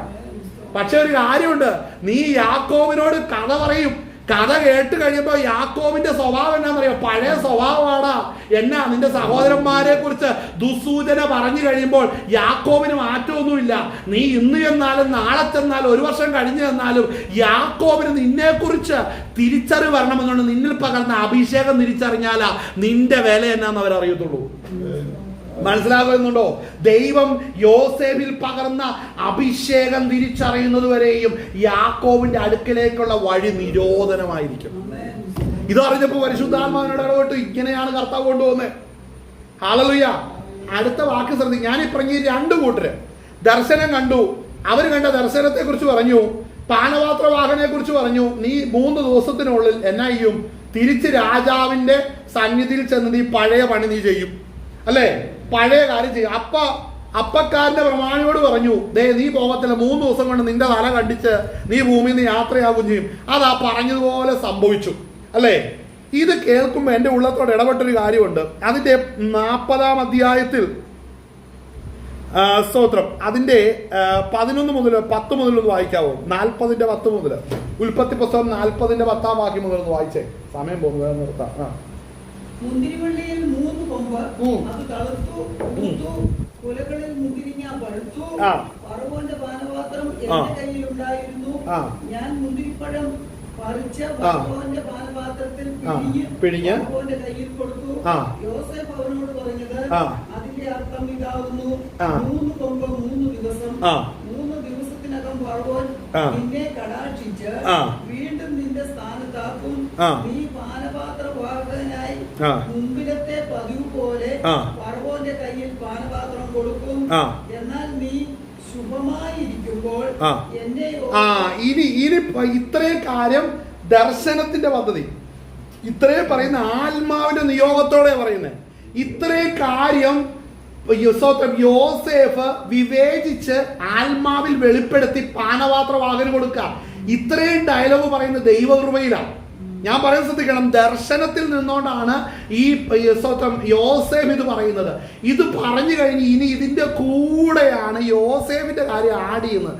ഇത് നമ്മുടെ ഇക്കാലത്തുള്ള ചില പ്രവാചകന്മാർക്ക് ഈ പണിയുണ്ട്. ആത്മാവിന്റെ ദൂത് പറഞ്ഞതിന് ശേഷം അവന്റെ വീട്ടിലെ കാര്യം കൂടെ അതിന്റെ കൂടുതൽ ഇണക്കി ചേർക്കും. പക്ഷേ ഇത് ഈ പണി, ഇതേ പരിപാടി യോസേഫും ചെയ്തു. പക്ഷെ അത് ഒത്തില്ലെന്ന് വേണം പറയാൻ. എന്താ അടുത്ത വാക്യം വായിച്ചേ? ഇനി വായിക്കുന്ന വാക്ക് ശ്രദ്ധിക്കണം. എന്നാൽ അതായത് പാനപാത്രവാഹനെ നീ ശുഭമായിരിക്കുമ്പോൾ എന്നെ ഓർത്ത് എന്നോട് ദയ ചെയ്ത് കേട്ടോ. എന്തിന്? ഫറവോനെ എന്റെ വസ്തുത ബോധിപ്പിച്ച് എന്നെ ഈ വീട്ടിൽ നിന്ന് വിടുവിക്കണമേ. അപ്പോൾ ശ്രദ്ധിക്കണം, ഇവൻ ഈ അപേക്ഷിക്കുന്നതെല്ലാം ഇവന്റെ പേഴ്സണൽ മാറ്ററാണ്. ഫറവോൻ ഇവൻ കാണാനിരിക്കുമ്പോൾ എന്താ പറയാൻ ആഗ്രഹിക്കുന്നത്? എന്നെ ഇവരിൽ നിന്ന് രക്ഷിക്കണം. നമ്മൾ പലപ്പോഴും നമ്മൾ ചിന്തിക്കുന്ന കാര്യം, ഫറവോന്റെ അടുക്കൽ ഇനി ചെന്നു, അപ്പോൾ ഫറവോന്റെ പറയുന്ന ദർശനം, ഫറവോൻ കണ്ട ദർശനവും സ്വപ്നവും ഇവിടെ വ്യാഖ്യാനിച്ചു. അങ്ങനെയല്ല വിഷയം കിടക്കുന്ന എന്നാണെന്നറിയാവോ? ഇതിന്റെ ഇടയിൽ ഒരു 2 വർഷമുണ്ട്. യഥാർത്ഥത്തിൽ ഇവൻ അറിയുന്ന കാര്യം ഫറവോന്റെ കാര്യം പറഞ്ഞു. ഫറവോൻ ഇനി നേരിട്ട് യോസഫെ നീ കാണും. നീ നേരിട്ട് യോസഫെ നീ ഫറവോനെ കാണാൻ പോവുകയാണ്. പക്ഷേ അതിനു മുമ്പ് നീ ഈ പാനപാത്രവാഹനോട് പറഞ്ഞ കാര്യമുണ്ടല്ലോ, ഇത് ഈ ഫറവോനോട് നീ പറയാൻ പാടില്ല.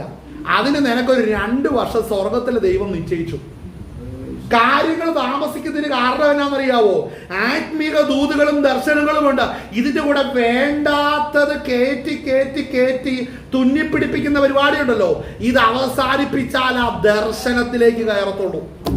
ഞാനത് കണ്ട് ഞാൻ ഞെട്ടിപ്പോയി. ദൈവമേ, ഇത് വലിയൊരു ആഴമുള്ള വിഷയമാണല്ലോ ഈ പറയുന്നതെന്ന്. കാര്യം യോസേഫ് അവിടെ പറഞ്ഞത് ആരോടാ? പാനപാത്രവാഹനോട്. ആ പറഞ്ഞ കാര്യം ഒന്ന് പറഞ്ഞേ, നീ ആ വാക്യങ്ങൾ വായിച്ച വാക്യം ഒന്നുകൂടെ വായിച്ചേ. പാനപാത്രം ഇനി അവൻ തിരിച്ചു ചെല്ലുമെന്ന് ദൈവത്തിന്റെ ആത്മാവ് വെളിപ്പെടുത്തി. ഇവൻ ചെല്ലുന്ന ആരുടെ അടുത്താ? ഫറവോന്റെ അടുത്ത്. ഫറോയുടെ അടുക്ക് ചെല്ലുമ്പോൾ ഫറോനെ കുറിച്ച് യോസേഫ് മനസ്സിലാക്കി വെച്ചിരിക്കുന്നത് എല്ലാരെയും രക്ഷിക്കാനിരിക്കുന്ന ഒരു തന്നെ, അത്രേ ഇരിക്കുന്നുള്ളൂ. അതായത് ആരെപ്പോലെയാണെന്നറിയാവോ? ഇനി കുറച്ച് നാളുകൾ, ഏതാണ്ട് ഒരു 14 അല്ല 15 വർഷം കഴിയുമ്പോൾ ഇവന്റെ സഹോദരന്മാർ യോസേഫിനെ കാണാൻ വരുന്ന രംഗം എന്നാണെന്നറിയാവോ? അവിടെ ക്ഷാമം വർദ്ധിക്കുന്നു. അവിടെ ക്ഷാമം വർദ്ധിക്കുമ്പോൾ യാക്കോബ് പറഞ്ഞു വിടുകാതെ നിങ്ങൾ മിസ്രൈമിലേക്ക് ചെല്ല്, അവിടെ എല്ലാവിധ, അതായത് എല്ലാ ധാന്യം ഇവിടെ കിട്ടും, ആ ധാന്യം നീ മേടിച്ചോട്ട് വന്ന് നമ്മുടെ ഇവിടെ ആവശ്യങ്ങൾ നടത്തണം. അപ്പൊ രക്ഷകനായിട്ടിരിക്കുന്ന ഫറോനെ കുറിച്ചാണ് ഇവിടെ യോസേഫ് മനസ്സിലാക്കുന്നത്. അത് ഇവന്റെ സഹോദരന്മാരെ കുറിച്ചും ഇവന്റെ അപ്പനും ഈ ഫറോനെ കുറിച്ചുള്ള ഒരു വെളിപ്പാടുണ്ട്. അവനെ കുറിച്ച്, അവന്റെ രാജ്യത്തെ കുറിച്ച് ഒരു കാഴ്ചപ്പാടുണ്ട്. അത്രയേ ഈ യോസേഫിന് ഇപ്പോൾ ഉള്ളൂ. ഇവന് അഭിഷേകമുണ്ട്, ദർശനമുണ്ട്, പക്ഷെ ചെല്ലുവാനിരിക്കുന്ന ഫറവോന്റെ സന്നിധിയെ കുറിച്ച് ഇവന് ഒരു പിടിയില്ല. അത് മനസ്സിലാക്കണം. നമുക്ക് പലർക്കും അഭിഷേകമുണ്ട്, പക്ഷെ നമ്മൾ എത്തുവാനിരിക്കുന്ന പദ്ധതിയെ കുറിച്ച് നമുക്ക് ദർശനമില്ലെങ്കിൽ അതിനാണ് 2 വർഷത്തെ കാലയളവ് ദൈവം ഒരുക്കി വെച്ചിരിക്കുന്നത്. ചിന്തിച്ച് ആ ഭാഗം വായിച്ച് ആ പറഞ്ഞ കാര്യം പറയുമ്പോൾ യോസേഫിന്റെ വായിലെ വാക്കുകളുണ്ടല്ലോ അവിടെ ഒത്തുവരുന്നില്ല. ഞാൻ ശ്രദ്ധിക്കുന്ന ഒരു കാര്യമാണ്, നമ്മളവിടെ വായിച്ചു വരുന്ന ഭാഗം എന്താണ്? എന്നാൽ നീ ശുഭമായിരിക്കുമ്പോൾ എന്നെ ഓർത്ത് എന്നോട് ദയ ചെയ്ത് ഫറവോനെ എന്റെ വസ്തുത ബോധിപ്പിച്ച് എന്നെ ഈ വീട്ടിൽ നിന്ന് വിടുവിക്കണമേ. അടുത്ത വാക്യം കേട്ടോ, അതാണ് ഞാൻ പറഞ്ഞത്. ഈ യോസേഫ് ഇത്രയും കാര്യം കഴിഞ്ഞപ്പോൾ ഇവന് തിരിച്ച് വീട്ടിൽ പോകണം. ഇവൻ വീട്ടിൽ പോയാൽ ദൈവത്തിന്റെ പദ്ധതി നടക്കുമോ? നടക്കില്ല. പക്ഷെ ഇവൻ പറയുന്ന അടുത്ത വാക്യം ശ്രദ്ധിക്കുക. എന്നെ 15 വാക്യം, കട്ട് കൊണ്ടുപോകുന്നതാണ് കേട്ടോ. പറഞ്ഞ് അവന്റെ ആ യാക്കോവിന്റെ ആ സംസാര ഭാഷയൊക്കെ കയറുന്നുണ്ടോ? അവന്റെ വീട്ടിൽ നിന്നേ ഇസ്രായേലിന്റെ സ്വഭാവമൊക്കെ കയറുന്നുണ്ടോ? വായിക്കൂടെ വരുന്നതിന് എന്നെ കട്ട് കൊണ്ടുവന്നതാണ്. അപ്പൊ ഇവൻ എന്തോ വിലയുള്ളവനാണ്. അപ്പൊ ഞാനൊരു കാര്യം ഇങ്ങോട്ട് ശ്രദ്ധിച്ചേ. ഇനി കാരണം എന്നാ ഇത് പറയാനൊരു കാര്യമുണ്ട്. ഈ യോസേഫ് എങ്ങനെയാ? സൗന്ദര്യമുള്ളവനായിരുന്നു അല്ലേ? എന്താ പറയുന്ന അതിനൊരു വാക്യമുണ്ടല്ലോ, സുനേത്രല്ല, കോമളത്തുള്ളവനായിരുന്നു. സുനേത്രന് കോമളത്തുള്ളവൻ, അവിടെ നിൽക്കുക, കോമളത്തുള്ളവനായിരുന്നു. അപ്പൊ ഈ കോമള രൂപിയായിരിക്കുന്ന യോസേഫ് പോത്തിഫറിന്റെ ഭവനത്തിൽ വന്നപ്പോഴും വലിയ പ്രശ്നമൊന്നുമില്ല, കാണാനൊക്കെ സെറ്റപ്പായിരുന്നു. അതുകൊണ്ടല്ലേ ഭാര്യ എന്നേ. അപ്പൊ അത്രയും ഭംഗിയുള്ളവൻ കാരാഗ്രഹത്തിൽ ചെന്നപ്പോഴും എല്ലാവരും ഒരു വിശേഷമായിട്ട് കണ്ടു. അതുകൊണ്ടാണല്ലോ അവൻ അങ്ങനെ ഒരു പദവിയും കിട്ടിയത്. പക്ഷെ ഇതൊന്നും ഇവന്റെ രൂപം കണ്ടിട്ടല്ല, ദൈവം ഇവനോട് കൂടെ നിന്നിട്ടാണ് കിട്ടിയെന്നുള്ളത് അവന് മനസ്സിലായിട്ടില്ല. ശ്രദ്ധിക്കണം, നമ്മുടെ കയ്യിൽ എന്തെങ്കിലും ഉള്ളത് കൊണ്ട് കിട്ടിയതല്ല, ദൈവം നമ്മോടുകൂടെ ഇരുന്നിട്ട് ലഭിച്ചതാണ് പലതും. ദൈവം നമ്മോടുകൂടെ ഇരുന്നിട്ട് ലഭിച്ചതാണ് പലതും നമുക്ക് മനസ്സിലാകുന്നില്ല. ഇത് യോസേഫിന് മനസ്സിലായില്ല. അതുകൊണ്ടാണ് അവൻ പറഞ്ഞ് ഞാൻ എബ്രായരുടെ ദേശത്ത് നിന്ന് തന്നെ കട്ട്, അവിടെ വായിക്കുന്നതന്നെ സ്തോത്രം, എന്നെ എബ്രായരുടെ ദേശത്ത് നിന്ന് കട്ടുകൊണ്ട് പോന്നതാകുന്നു. ഈ കുണ്ടറയിൽ എന്നെ ഇടേണ്ടതിന് ഞാൻ ഇവിടെയും യാതൊന്നും ചെയ്തിട്ടില്ല. ഇവിടെ യാതൊന്നും ചെയ്തിട്ടില്ല. അത് ആർക്കാ മനസ്സിലാകത്തുള്ളൂ? അത് ദൈവത്തിന് മാത്രമേ മനസ്സിലാകത്തുള്ളൂ. നീ ഇത് പോയി പോത്തിഫറിനോട് പറഞ്ഞാൽ നടക്കുവോ? ഇല്ല. അവന്റെ ഭാര്യയോട് പറഞ്ഞാൽ നടക്കുവോ? ഇല്ല. പിന്നെ ആരുടെ അടുത്തിരിക്കുന്ന സഹതടവുകാരോട് പറഞ്ഞാൽ നടക്കുവോ? ഇല്ല. പക്ഷെ ഇവൻ വന്ന പാനപാത്രവാഹനെ ദൈവതുല്യമായിട്ട് കണ്ടു. മനുഷ്യനെ ദൈവമായിട്ട് കാണരുത് കേട്ടോ. ഇത് പലരുടെയും പ്രശ്നമാണ്.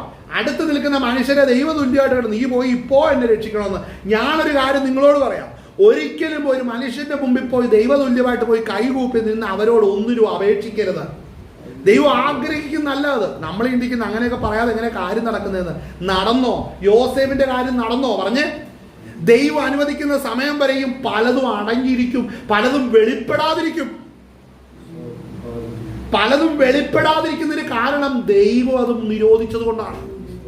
അതുകൊണ്ട് ദൈവം നിരോധിച്ചിരിക്കുന്ന കാലത്തോളം നമ്മൾ എത്ര ബഹളം ഉണ്ടാക്കിയാൽ ഒന്നും നടക്കത്തില്ല. അത് ദൈവം ചില ക്രമീകരണങ്ങൾ വരുത്താനാണ് അങ്ങനെ വരുത്തിയിരിക്കുന്നത്. ഇവൻ പാനപാത്രവാഹനോട് പറഞ്ഞത് വായിന്ന് വീണത് സ്വർഗം കേട്ടിട്ടുണ്ട്. ഇനി ഫറവന്റെ മുമ്പിൽ വരുമ്പോൾ ഇവനിത് പറയാൻ പാടില്ല. അതിനാണ് അടുത്ത് സംഭവിച്ചത്. ആ ഭാഗം കേട്ട് കഴിഞ്ഞിട്ട് അടുത്ത് എന്ത് സംഭവിച്ചു? അടുത്തത് വസ്തു ബോധിപ്പിച്ചു എന്ന് ഈ വീട്ടിൽ വിടിവിക്കണമേ, എന്നെ എബ്രായരുടെ ദേശത്ത് നിന്ന് പോകുന്നതാകുന്നു. ഈ കുണ്ടറയിൽ എന്നെ ഇടേണ്ടതിന് ഞാൻ ഇവിടെയും യാതൊന്നും ചെയ്തിട്ടില്ല. 16-ാം വാക്യം, അർത്ഥം നല്ലതെന്നും അപ്പക്കാരുടെ പ്രമാണി കണ്ടോ, അർത്ഥം നല്ലതാന്നേ കണ്ടുള്ളൂ. ഇവന്റെ കഥ കേട്ടില്ല. അതാരാ മറച്ചത്? ശുശ്രൂഷയൊക്കെ അനുഭവിച്ചിട്ട് പോയതല്ലാതെ നമ്മുടെ കാര്യത്തെക്കുറിച്ച് ഒരു കാര്യം ചെയ്തില്ല. അത് ദൈവം ചെയ്തതാണ്. നമ്മളുടെ ശുശ്രൂഷ വെളിപ്പെട്ട് നിറവടിയായി വരും. അതാണ് അവിടെ വെളിപ്പെടുകയുള്ളൂ. കാര്യം ഈ ശുശ്രൂഷ വെളിപ്പെട്ട് വരുമ്പോൾ മനസ്സിലാക്കണം, ഇതിലൂടെ ദൈവം ഒരു പദ്ധതി ഒരുക്കിയിട്ടുണ്ട്. അവിടെ നിന്റെ ഈ തൽക്കാലത്തെ പ്രശ്നത്തിന് പരിഹാരം വരുത്തുന്നതല്ല. തൽക്കാലം കുറച്ച് കാശ് കിട്ടി, സെറ്റിലായി, ആളിൽ ബംഗ്ലാവ് മേടിച്ചു കഴിഞ്ഞാൽ പിന്നെ ഞാൻ പോകണ്ടല്ലോ, അങ്ങനെ വന്നാൽ നീ ഫറവോന്റെ സന്നിധി ചെല്ലുവോ? ചെല്ലത്തില്ല. അപ്പോൾ എന്ത് വേണം? നിരോധനത്തിന്റെ കാലഘട്ടം വന്ന് നീങ്ങണം, അല്ലേ? അടുത്ത് ശ്രദ്ധിക്കണേ, അതങ്ങനെ വന്നു കഴിഞ്ഞപ്പോഴത്തേനും എന്ത് സംഭവിച്ചു? ഹളലി അടുത്ത അതിൻ്റെ സ്തോത്രം അതങ്ങനെ വായിച്ച് ഫറവോന്റെ അതിന്റെ ഇത് പറഞ്ഞു, നിന്റെ തല വെട്ടി നിന്നെ മരത്തിൽ തൂക്കുമെന്ന് പറഞ്ഞു. ഞാൻ ഈ 19-ാം വാക്യം അതെല്ലാം പറഞ്ഞു. 41-ാം അധ്യായത്തിലേക്ക് നമ്മൾ കയറുമ്പോൾ അവിടെ വായിക്കുന്നത് എന്താണെന്നറിയാവോ? അവിടെ വായിക്കുന്നത് 2 സംവത്സരം.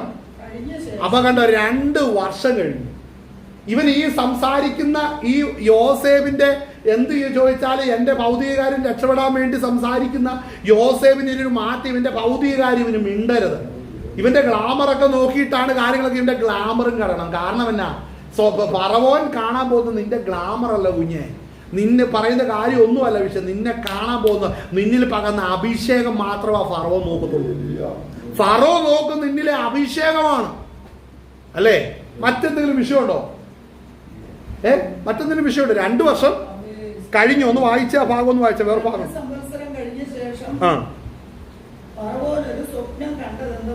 ഇനി അത് വായിക്കണ്ട, 9 മുതൽ വായിക്കാം. അപ്പോൾ പാനപാത്രവാഹകന്മാരുടെ പ്രമാണി 9.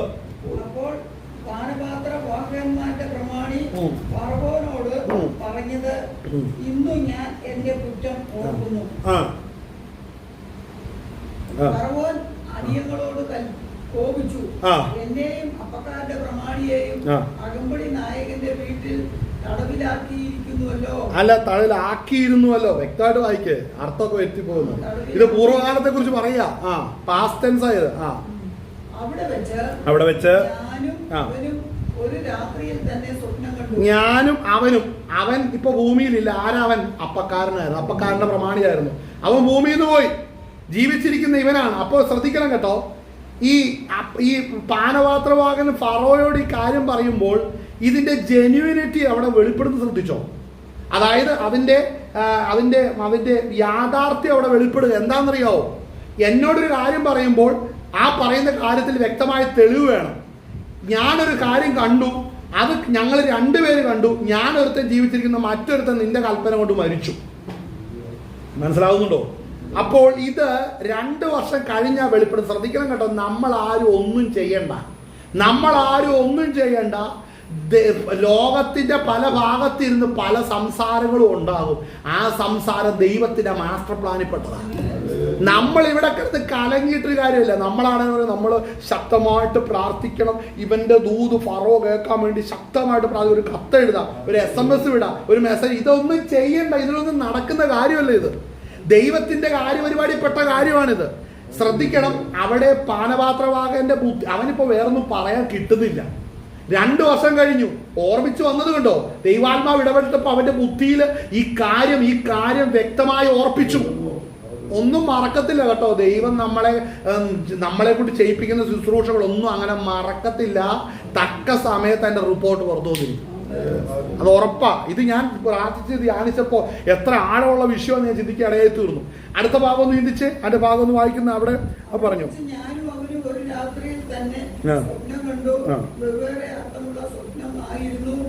ഓരോരുത്തരും കണ്ടത് അവിടെ അകമ്പടി നായകന്റെ ദാസനായ ഒരു എബ്രായ യൗവനക്കാരൻ ഞങ്ങളോട് കൂടെ ഉണ്ടായിരുന്നു. ഞങ്ങൾ അവനോട് അറിയിച്ചപ്പോൾ അവൻ സ്വപ്നങ്ങളെ വ്യാഖ്യാനിച്ചു. ഓരോരുത്തരും താന്താന്റെ സ്വപ്നത്തിന്റെ അർത്ഥം പറഞ്ഞു. കണ്ടോ, ഇത് വ്യക്തമായിട്ട് ആ നേരം ദൈവം ഓർപ്പിക്കും. നമ്മൾ ചിന്തിക്കുന്നത് അവൻ ഓർക്കേണ്ടതായിട്ട്, നമ്മൾ പരിചയപ്പെട്ടു പോയവരെല്ലാം നമ്മളെ കൃത്യം ഓർക്കേണ്ടതിന്റെ പ്രാർത്ഥിക്കുന്നൊന്നും ആവശ്യമില്ല. ദൈവ അഡ്രസ്സും പേരും കൊണ്ടുവരൂടാ. ഇത് വിശ്വസിക്കണം നമ്മൾ. നമ്മളിത് വിശ്വസിക്കണം, എന്ന് ഉറയ്ക്കണം ആ വിഷയം.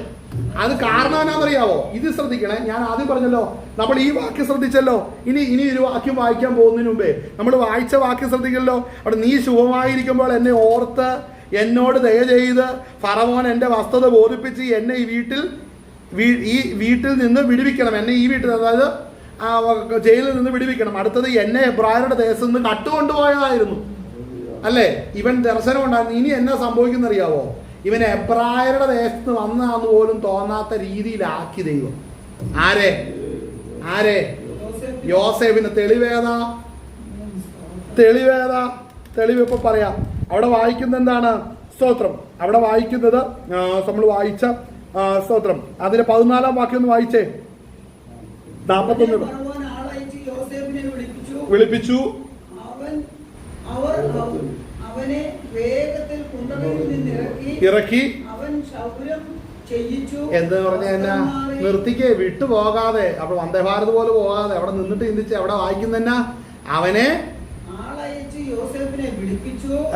അവർ അവനെ വേഗത്തിൽ കുണ്ടറയിൽ നിന്ന് ഇറക്കി. അടുത്തത് അവൻ ക്ഷൗരം ചെയ്യിച്ചു. ക്ഷൗരം ചെയ്യിപ്പിച്ചു. അതായത് ജയിലിൽ 2 വർഷം കിടന്നപ്പോ ഇവന്റെ മുടിയൊന്നും വെട്ടാൻ ആരുമില്ലായിരുന്നു. മുടിയും ജടയൊക്കെ അങ്ങ് നീണ്ട് രൂപം കോലമൊക്കെ ഒന്ന് മാറി. അടുത്തത് വസ്ത്രവും മാറി. ഏതോ പഴയ ജീവൻ. ഞാൻ ചോദിക്കട്ടെ, ഈ ഇറങ്ങി വന്നവൻ ഈ ഡയലോഗ് പറയുവോ? എന്നെ നീ അവിടെ ബാക്കി എന്നെ എബ്രായരുടെ ദേശത്ത് നിന്ന് കട്ടുകൊണ്ട് വന്നാന്ന് പറയുവോ? എടാ നീ കള്ളനാ, നീ കള്ളൻ തന്നെയാ, നീ കള്ളൻ തന്നെയാണ്. അതുകൊണ്ടാണ് നീ ഈ രൂപത്തിലിരിക്കുന്നത്. അതായത് തടവുകാരന്റെ എല്ലാ ലക്ഷണവും ഇപ്പൊ അവിടെ ഉണ്ട്, അല്ലേ? അവിടെ ഉണ്ട്. അവിടെ പറയുവോ എനിക്ക് വീട്ടിൽ അപ്പനുണ്ടായിരുന്നു, ഞാനിങ്ങനെ പ്രിയപുത്രനായിരുന്നു, എനിക്കിങ്ങനെ അപ്പൻ എനിക്ക് വിശേഷമായ വസ്ത്രം ഉണ്ടാക്കി തന്നു, എൻ്റെ മക്കളെക്കാളെല്ലാം ഞാൻ നല്ലവനായിരുന്നു, കൊള്ളാവുന്നവനായിരുന്നു പറയുവോ? അതൊക്കെ പറയണമെന്നുണ്ടെങ്കിൽ ജഡത്തിൽ ചില പ്രത്യേകതകളൊക്കെ വേണം. ഇപ്പൊ അതൊന്നുമില്ല. മാത്രമല്ല, ഇനി നീ അവിടെ ഫറോനെ എന്നല്ല, ലോകത്തിൽ ആരെ കണ്ടാലും താണ് വീണ് പോയി അപേക്ഷിക്കുന്ന പരിപാടി നിർത്തും. ദൈവം 2 വർഷം കൊണ്ട് യോസേഫിന്റെ യുദ്ധം ചെയ്ത കാര്യമാ. നീ കാണുമ്പോഴല്ലേ ഞങ്ങളെ ഓർക്കണം കേട്ടോ, പറയണം കേട്ടോ, അത്ര എടുത്തിയാട്ടമൊന്നുമില്ല. ശാന്തമായി, ആള് നോർമലായി അവിടെയാണ് ദൈവം പണിയുന്നത്. അടുത്ത വാക്യം ഒന്ന് വായിച്ചേ. അവർ അവനെ വേഗത്തിൽ കുണ്ടറയിൽ നിന്ന് ഇറക്കി. അവൻ ക്ഷൗരം ചെയ്യിച്ചു, വസ്ത്രം മാറി ഫറവോന്റെ അടുക്കൽ ചെന്നു. അടുത്തത് ഫറവോൻ യോസേഫിനോട് ഞാനൊരു സ്വപ്നം കണ്ടു, അതിനെ വ്യാഖ്യാനിക്കുവാൻ ആരുമില്ല. എന്നാൽ നീ ഒരു സ്വപ്നം കേട്ടാൽ വ്യാഖ്യാനിക്കുമെന്ന് നിന്നെ കുറിച്ച് ഞാൻ കേട്ടിരിക്കുന്നു. ഇത് കേൾക്കാൻ എത്ര വർഷം വേണ്ടി വന്നു? 2 വർഷം മുമ്പ് നടന്ന കാര്യം ഇത്ര കൃത്യമായിട്ട് എങ്ങനെ ഓർത്തേ? വേറെ ആരെങ്കിലും നിനക്ക് പിടിക്കാൻ മേലെ പറ്റില്ല. കാര്യം സകല മന്ത്രവാദിക ശൗനവാദിക സകലം എന്താ ഏപ്പാടി നിൽക്കുക. അപ്പോഴാണ് വരണ്ടവൻ പുറത്തു വരുള്ളൂ.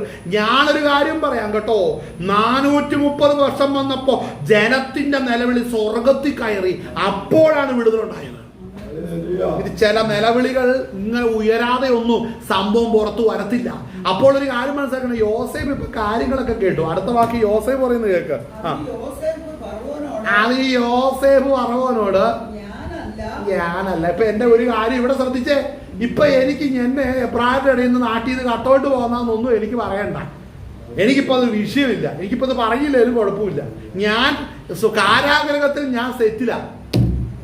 ഞാൻ കാരാഗ്രഹത്തിൽ കിടക്കാൻ ഞാൻ താല്പര്യം റെഡിയാതെ ഇതിനുണ്ടെങ്കിൽ ജീവിച്ചാൽ മതി. മനസ്സിലാണോ? ആ നിലപാടിൽ എത്തുമ്പോഴാ ദൈവപ്രവൃത്തി വെളിപ്പെടുകയുള്ളൂ. അല്ലാതെ ഇപ്പൊ ഉടനെ ഫറവോന്റെ അടുക്കലേക്ക് പോകാൻ ഉടനെ ആളെ അയച്ച് അവരെ ഓർത്ത് അതൊന്നും ചെയ്യണ്ട. അങ്ങനെയൊന്നും അല്ല ദൈവത്തിന്റെ പ്രവൃത്തി നടക്കുന്നത്. ഞാനത് വായിച്ചപ്പോൾ എൻ്റെ ഉള്ളത്തോടെ ഇടപെട്ട് വളരെ ആശ്വാസം കിട്ടിയ കാര്യമാണ് ഞാനീ പറഞ്ഞത്. അപ്പോൾ ഫറവോന്റെ മേൽ ദൈവത്തിന്റെ പ്രവൃത്തി വെളിപ്പെടണമെന്നുണ്ടെങ്കിൽ ഈ നിലവാരത്തിൽ യോസേഫിനെ പണിയണം. ഇല്ലെങ്കിൽ എന്നാ പറ്റുമെന്നറിയോ? ശ്രദ്ധിച്ചേ. ഇല്ലെങ്കിൽ ഇപ്പോൾ പുറത്തിറങ്ങിയേക്കുന്നല്ലേ ഇവൻ പറയുക, എന്നാ പറയുന്നത്? ഞാൻ സ്വപ്നം വ്യാഖ്യാനിച്ചു തരാം, എനിക്ക് എൻ്റെ അപ്പന്റെ വീട്ടിലേക്ക് എന്നെ ഒന്ന് പറഞ്ഞയക്കാൻ പറഞ്ഞോ. കാര്യം എന്നാണെന്നറിയാവോ? വർഷങ്ങൾ കഴിഞ്ഞു കഴിഞ്ഞപ്പോൾ എന്നാണെന്നറിയാവോ? പഴയ രൂപങ്ങളും ഗുണങ്ങളും പ്രത്യേകതകളൊക്കെ കൈമോശമായി. ഇനി മടങ്ങിച്ചെന്നാൽ സഹോദരങ്ങളുടെ മുമ്പിൽ ഞാൻ അപമാനപാത്രമാകുമെന്ന് കണ്ടപ്പോഴാണ് ഇനി വരുന്നത് പോലെ വരട്ടെന്ന് തീരുമാനിച്ചത്. അല്ലേ? ഇനി സഹോദരന്മാരുടെ അടുക്ക പോകണമെന്നൊന്നും എനിക്കില്ല. പക്ഷെ അവിടെയാണ് കേട്ടോ ദൈവം പ്രവർത്തിക്കുന്നത്. നീ പലതും അവിടെ അവസാനിപ്പിച്ച് വെക്കുമ്പോഴാ ദൈവം അത് കൈ നീട്ടിയെടുക്കാൻ തുടങ്ങും. അത് ദൈവത്തിന്റെ രീതിയാണ്. അവിടെ തിരിച്ച് അവരോട് പറഞ്ഞില്ല, യോസേഫ് പറഞ്ഞില്ല എനിക്ക് മടങ്ങി എൻ്റെ അപ്പന്റെ ഭവനത്തിൽ പോകണമെന്ന് പറഞ്ഞോ? ഒരക്ഷരം പറഞ്ഞില്ല, ഒരക്ഷരം അവിടെ പറഞ്ഞില്ല. അവിടെ പറഞ്ഞ വാക്യം എന്താണ് പിന്നെ? ഞാനല്ല, ദൈവം തന്നെ ഫറവോന് ശുഭമായ ഒരു ഉത്തരം നൽകും എന്ന് പറഞ്ഞു. പിന്നെ ഫറവോൻ യോസേഫിനോട് പറഞ്ഞത്, എന്റെ സ്വപ്നത്തിൽ ഞാൻ നദീതീരത്ത് നിന്നു. അപ്പോൾ മാംസപുഷ്ടിയും രൂപഗുണവുമുള്ള 7 പശു നദിയിൽ നിന്ന് കയറി ഞാങ്ങണയുടെ ഇടയിൽ മേഞ്ഞുകൊണ്ടിരുന്നു. അവയുടെ പിന്നാലെ ക്ഷീണിച്ചും മെലിഞ്ഞും എത്രയും വിരൂപമായും ഉള്ള വേറെ 7 പശു കയറി വന്നു.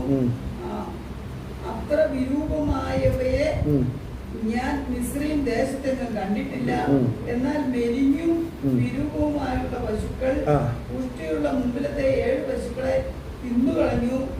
ഇവ അവയുടെ വയറ്റിൽ ചെന്നു എന്ന് അറിയുവാനില്ലായിരുന്നു.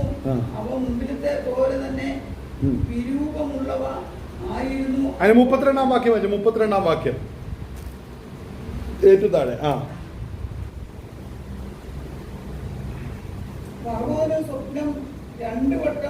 അതായത് ആദ്യം വിരൂപമായ പശുക്കൾ പുഷ്ടിയുള്ളതിനെ തിന്നുന്നു. അടുത്തത് മറ്റു കതിരുകളെ വിഴുങ്ങിക്കളയുന്നു. ഇതാണ് കണ്ടത്. മനസ്സിലാവുന്നുണ്ട്? അപ്പൊ ഒരു രാത്രിയിൽ തന്നെ 2 സ്വപ്നം, ഒരർത്ഥമുള്ള 2 സ്വപ്നം കണ്ടു. അതിന്റെ 2 സ്വപ്നത്തിന്റെ അർത്ഥം ഒന്നാണ്. ആ അർത്ഥം ഒന്നാണെന്നുള്ള യോസേഫ് വിവേചിച്ച് പറഞ്ഞതാണ് നമ്മൾ അതിന്റെ 32-ാം വാക്യം. ഫറവോന് സ്വപ്നം 2 വട്ടം ഉണ്ടായതിന്റെ കാര്യം ദൈവത്തിന്റെ മുമ്പാകെ സ്ഥിരമായിരിക്കുക കൊണ്ട് ദൈവം അതിനെ വേഗത്തിൽ വരുത്തുവാനിരിക്കുക കൊണ്ടുമാകുന്നു എന്ന് പറഞ്ഞാൽ എന്താ? അതിന് കാരണം എന്നാ? 2 സ്വപ്നം ഒരു വ്യക്തി ഒരു രാത്രി കണ്ടാൽ അതിന്റെ 2ന്റെ അർത്ഥം ഒന്നാണെങ്കിൽ ആ കണ്ട കാര്യം വേഗം ദൈവം ചെയ്യാൻ പോവുകയാണ്. അപ്പോൾ ഈ സ്വപ്നം കണ്ടിട്ട് ശ്രദ്ധിക്കണേ, ഫറോ ഈ സ്വപ്നം കണ്ട് ഈ കണ്ട സ്വപ്നത്തിന്റെ പൊരുള് അവിടെ തെളിയിക്കുവാൻ യോസേഫ് അവിടെ ചെന്നില്ലെങ്കിൽ ആ രാജ്യം മുടിഞ്ഞു പോകും. മനസ്സിലാവുന്നുണ്ട്? ആ രാജ്യം നശിച്ചു പോകും. അതെന്തെങ്കിലും ആട്ടെ, പേക്കിനാവ് കണ്ടാന്നും പറഞ്ഞ് പോകാൻ പറ്റുമോ? അങ്ങനെ പോയാൽ അടുത്തത് 7 വർഷം സുഭിക്ഷത. അത് കഴിയുമ്പോൾ ഏറ്റവും വലിയ ക്ഷാമം വന്നാൽ രാജ്യം തന്നെ ഇല്ലാതായി പോകും. പക്ഷെ അവിടെയാണ് രാജ്യത്തിന്റെ ഭാരമേറിയ ഫറോയുടെ ഹൃദയത്തിലാണെന്ന് ഓർക്കണം ദൈവം യോസേഫിനോടുള്ള ശുശ്രൂഷ വെളിപ്പെടുത്തിയത്. യഥാർത്ഥ ദൈവരാജ്യത്തെ കുറിച്ചുള്ള ദർശനമുള്ളവന്റെ മുമ്പിലാണ് വിളിയുള്ളവനെ ദൈവം എത്തിക്കത്തുള്ളൂ. മനസ്സിലാകുന്നുണ്ടോ? ഇത് എന്നോട് ഇടപെട്ടപ്പോ എനിക്ക് മനസ്സിലായി ഇത് ദൈവം വചനത്തിലൂടെ ഇടപെട്ടാൽ മതിയല്ലോ. അടുത്ത് ശ്രദ്ധിക്കണം. ഇതെല്ലാം പറഞ്ഞ് 2 കാര്യം, 2 സ്വപ്നം, ഒരു ദിവസം ഒരു രാത്രിയിൽ ഒരർത്ഥമുള്ള 2 വ്യത്യസ്ത സ്വപ്നം കണ്ടു. അതിനർത്ഥം ദൈവം അത് വേഗം ചെയ്യാൻ പോവുകയാണ്. ഇതിന്റെ പൊരുളുകൾ ഇങ്ങനെ യോസേഫ് തിരിക്കുന്നു കണ്ടപ്പോഴാണ് അതിന്റെ 32 മുതൽ നമുക്ക് വായിക്കാം. അവിടെ വായിക്കുന്നതിന് 33 മുതൽ വായിച്ചേ. 33 ഇപ്പുറത്ത്.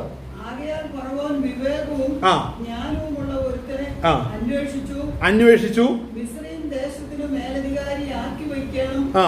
അതുകൂടാതെ ഫറവോൻ ദേശത്തിന്മേൽ വിചാരകന്മാരെ ആക്കി സുഭിക്ഷതയുള്ള 7 സംവത്സരത്തിൽ മിസ്രയീം ദേശത്തിലെ വിളവിൽ 5-1 വാങ്ങണം. ഈ വരുന്ന നല്ല സംവത്സരങ്ങളിലെ വിളവൊക്കെയും ശേഖരിച്ച് പട്ടണങ്ങളിൽ ഫറവോന്റെ അധീനത്തിൽ ധാന്യം സൂക്ഷിച്ചു വയ്ക്കണം. കണ്ടോ? ഇത് ശ്രദ്ധിക്കണം. ഈ വാക്യത്തിന്റെ അകത്ത് ഫറവോനോട് പറയുകയാണ്, നീ ഒരുത്തനെ നിയോഗിക്കണം, അവൻ ഈ പ്രകാരത്തിലുള്ള കിട്ടുന്ന ധാന്യത്തിന്റെ 7-1 സൂക്ഷിച്ചു വെക്കണം. അത് വരുന്ന വർഷങ്ങളിലേക്കാണ് വെക്കേണ്ടതെന്നുള്ള അതിനൊരാളെ നിയമിച്ച് ഈ പറയുന്ന കാര്യങ്ങളെല്ലാം ചെയ്യണമെന്ന് ആർക്ക് ആഹ്വാനം കൊടുത്തു? ഫറോയോട് പറയുകയാണ്. അപ്പോൾ ഈ ജ്ഞാനം ദൈവത്തിൽ നിന്ന് ലഭിച്ചതാണ്. ഇങ്ങനെ ചെയ്യണമെന്ന് വരുവാനുള്ള മിഷൻ പ്രവർത്തനം ഇങ്ങനെ ചെയ്യണമെന്നുള്ളത് ദൈവത്തിന്റെ ആത്മാവോടെ വെളിപ്പെടുത്തി. ശ്രദ്ധിക്കണം. ഇത് കണ്ടു കഴിഞ്ഞപ്പോഴാണ് അവിടെ ഫറോ പറയുന്നത് എന്നാ? അവിടെ വായിക്കുന്നത് ആ ധാന്യം 36 ആ ധാന്യം മിസ്രയീം ദേശത്ത് പോകുമ്പോൾ വരുവാൻ പോകുന്ന ക്ഷാമമുള്ള 7 സംവത്സരത്തേക്ക് ദേശത്തിന് ഇരിക്കണം. എന്നാൽ ദേശം ക്ഷാമം കൊണ്ട് നശിക്കുകയില്ല. അടുത്ത വാക്യം, ഈ വാക്ക് സകല ഭൃത്യന്മാർക്കും ബോധിച്ചു. ഇവിടെ ശ്രദ്ധിക്കണം, ദൈവാത്മാവിന്റെ നിവൃത്തിയാകുന്ന ദർശനത്തിന്റെ പൂർണ്ണത ഈ നിലവാരത്തിലാ വരുന്നത്. അവിടെ എല്ലാ വാതിലുകളും അടച്ചിട്ടാണെന്ന് ഓർക്കണം, അഭിഷേകമുള്ളവൻ അതിന്റെ നടുവിൽ വിടുന്നത്. ആമേൻ. സോ ആർക്കും ഇങ്ങനെ ഒരു പരിഹാരം ഉണ്ടാക്കിയാലാ വരുന്ന പ്രശ്നത്തിന് പരിഹാരം വരത്തുള്ളൂ എന്ന് ആർക്കും വെളിപ്പെടത്തില്ല. അത് അഭിഷേകമുള്ളവന് കാരാഗ്രഹത്തിൽ നിന്ന് വന്നവനെ അറിയത്തുള്ളൂ. ശ്രദ്ധിക്കണം, അടുത്ത കാര്യം ശ്രദ്ധിക്കണം. ഇത് കണ്ടു കഴിഞ്ഞപ്പോൾ എന്ത് സംഭവിച്ചു? ഈ വാക്ക് ഫറവോനും അവന്റെ സകല ഭൃത്യന്മാർക്കും ബോധിച്ചു. ഫറവോൻ തന്റെ ഭൃത്യന്മാരോട്, ദൈവാത്മാവുള്ള ഈ മനുഷ്യനെ പോലെ ഒരുത്തനെ കണ്ടുകിട്ടുമോ എന്ന് പറഞ്ഞു. പിന്നെ ഫറവോൻ യോസേഫിനോട്, ദൈവം ഇതൊക്കെ നിനക്ക് വെളിപ്പെടുത്തി തന്നതുകൊണ്ട് നിന്നെ പോലെ വിവേകവും ജ്ഞാനവും ഉള്ളവൻ ഒരുത്തനുമില്ല. നീ എന്റെ ഗ്രഹത്തിന് മേലധികാരിയാകും. നിന്റെ വാക്ക് എന്റെ ജനമെല്ലാം അനുസരിച്ച് നടക്കും. സിംഹാസനം കൊണ്ട് മാത്രം ഞാൻ നിന്നേക്കാൾ വലിയവനായിരിക്കും എന്ന് പറഞ്ഞു. ഇത് മിസ്രയീം ദേശത്തൊക്കെയും ഞാൻ നിന്നെ മേലധികാരി ആക്കിയിരിക്കുന്നു എന്ന് ഫറവോൻ യോസേഫിനോട് പറഞ്ഞു. ഫറവോൻ തന്റെ കൈകളിൽ നിന്ന് മുദ്രമോതിരം. ഇവിടെ ശ്രദ്ധിക്കണം, ഇത് ശ്രദ്ധിക്കണം. ശുശ്രൂഷ തീർന്ന എവിടെയാണെന്നറിയാവോ? ദർശനം തീർന്നത് അതിന്റെ സ്തോത്രം അതിന്റെ 36-ാം വാക്യം കൊണ്ട് ദർശനം അതിന്റെ വ്യാഖ്യാനം കഴിഞ്ഞു. 37-ാം വാക്യം മുതൽ യോസേഫിന്റെ ജീവിതത്തിൽ വേണ്ട കാര്യം ഫറവോനും തീരുമാനിച്ചു. ഇതിന്റെ ഇടയിലൊന്നും ചെറുക്കൻ പറഞ്ഞില്ല എനിക്ക് തിരിച്ചങ്ങോട്ട് പോകണമെന്ന്, അപ്പച്ചനെ കാണാൻ പോകണമെന്ന് പറഞ്ഞില്ല, തിരിച്ചു പോകണമെന്ന് പറഞ്ഞില്ല. അവിടെ എന്തുകൊണ്ടാ യോസേഫിന്റെ വാ അടങ്ങിയിരുന്നത്?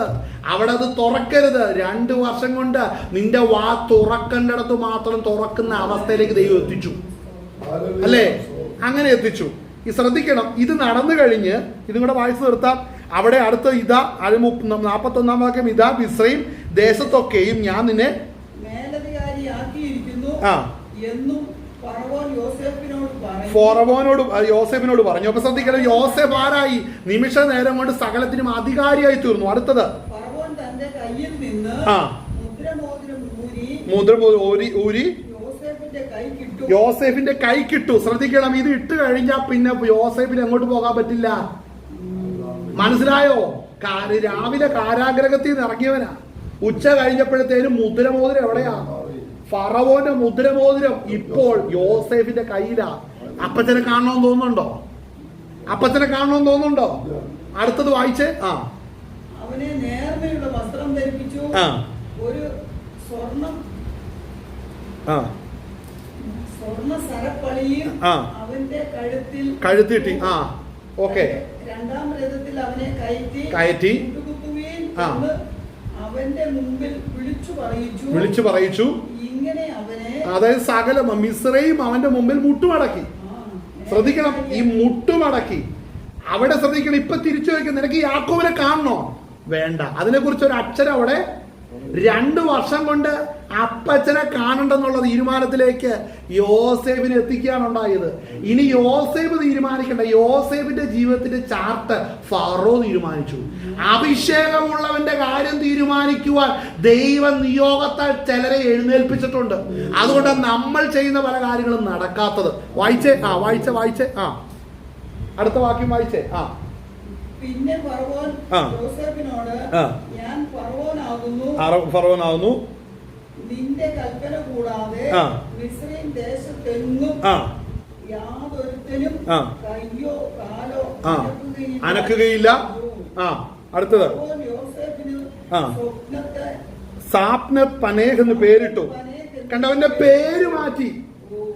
ഇത് എപ്പോഴാ പേര് മാറും? നീയോ നമ്മളിൽ ഇരിക്കുന്ന അഭിഷേകം, നമ്മളെ എത്തിക്കുന്ന ദർശനമുണ്ട്, അവിടെ വെച്ചാണ് നമ്മുടെ പേര് മാറുന്നത്, ഇപ്പോഴല്ല. ആമേൻ. ഇത് തിരിച്ചറിയണം. ദൈവം നമ്മുടെ പേര് മാറ്റും.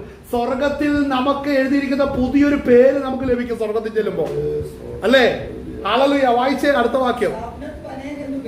പേരിട്ടു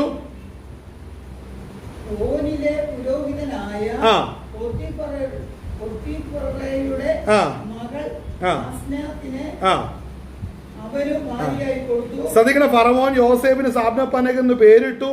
ഓനിലെ പുരോഹിതനായ പോത്തിഫേറയുടെ മകൾ ആസ്നത്തിനെ അവന് ഭാര്യയായി കൊടുത്തു. പിന്നെ യോസേഫ് മിസ്രൈം ദേശത്ത് സഞ്ചരിച്ചു. കാരണം എന്നാ? യാക്കോബ് കണ്ടെത്തുന്ന ഒരു വ്യക്തി ഒരിക്കലും ദർശനമുള്ള വ്യക്തി ആയിരിക്കത്തില്ല.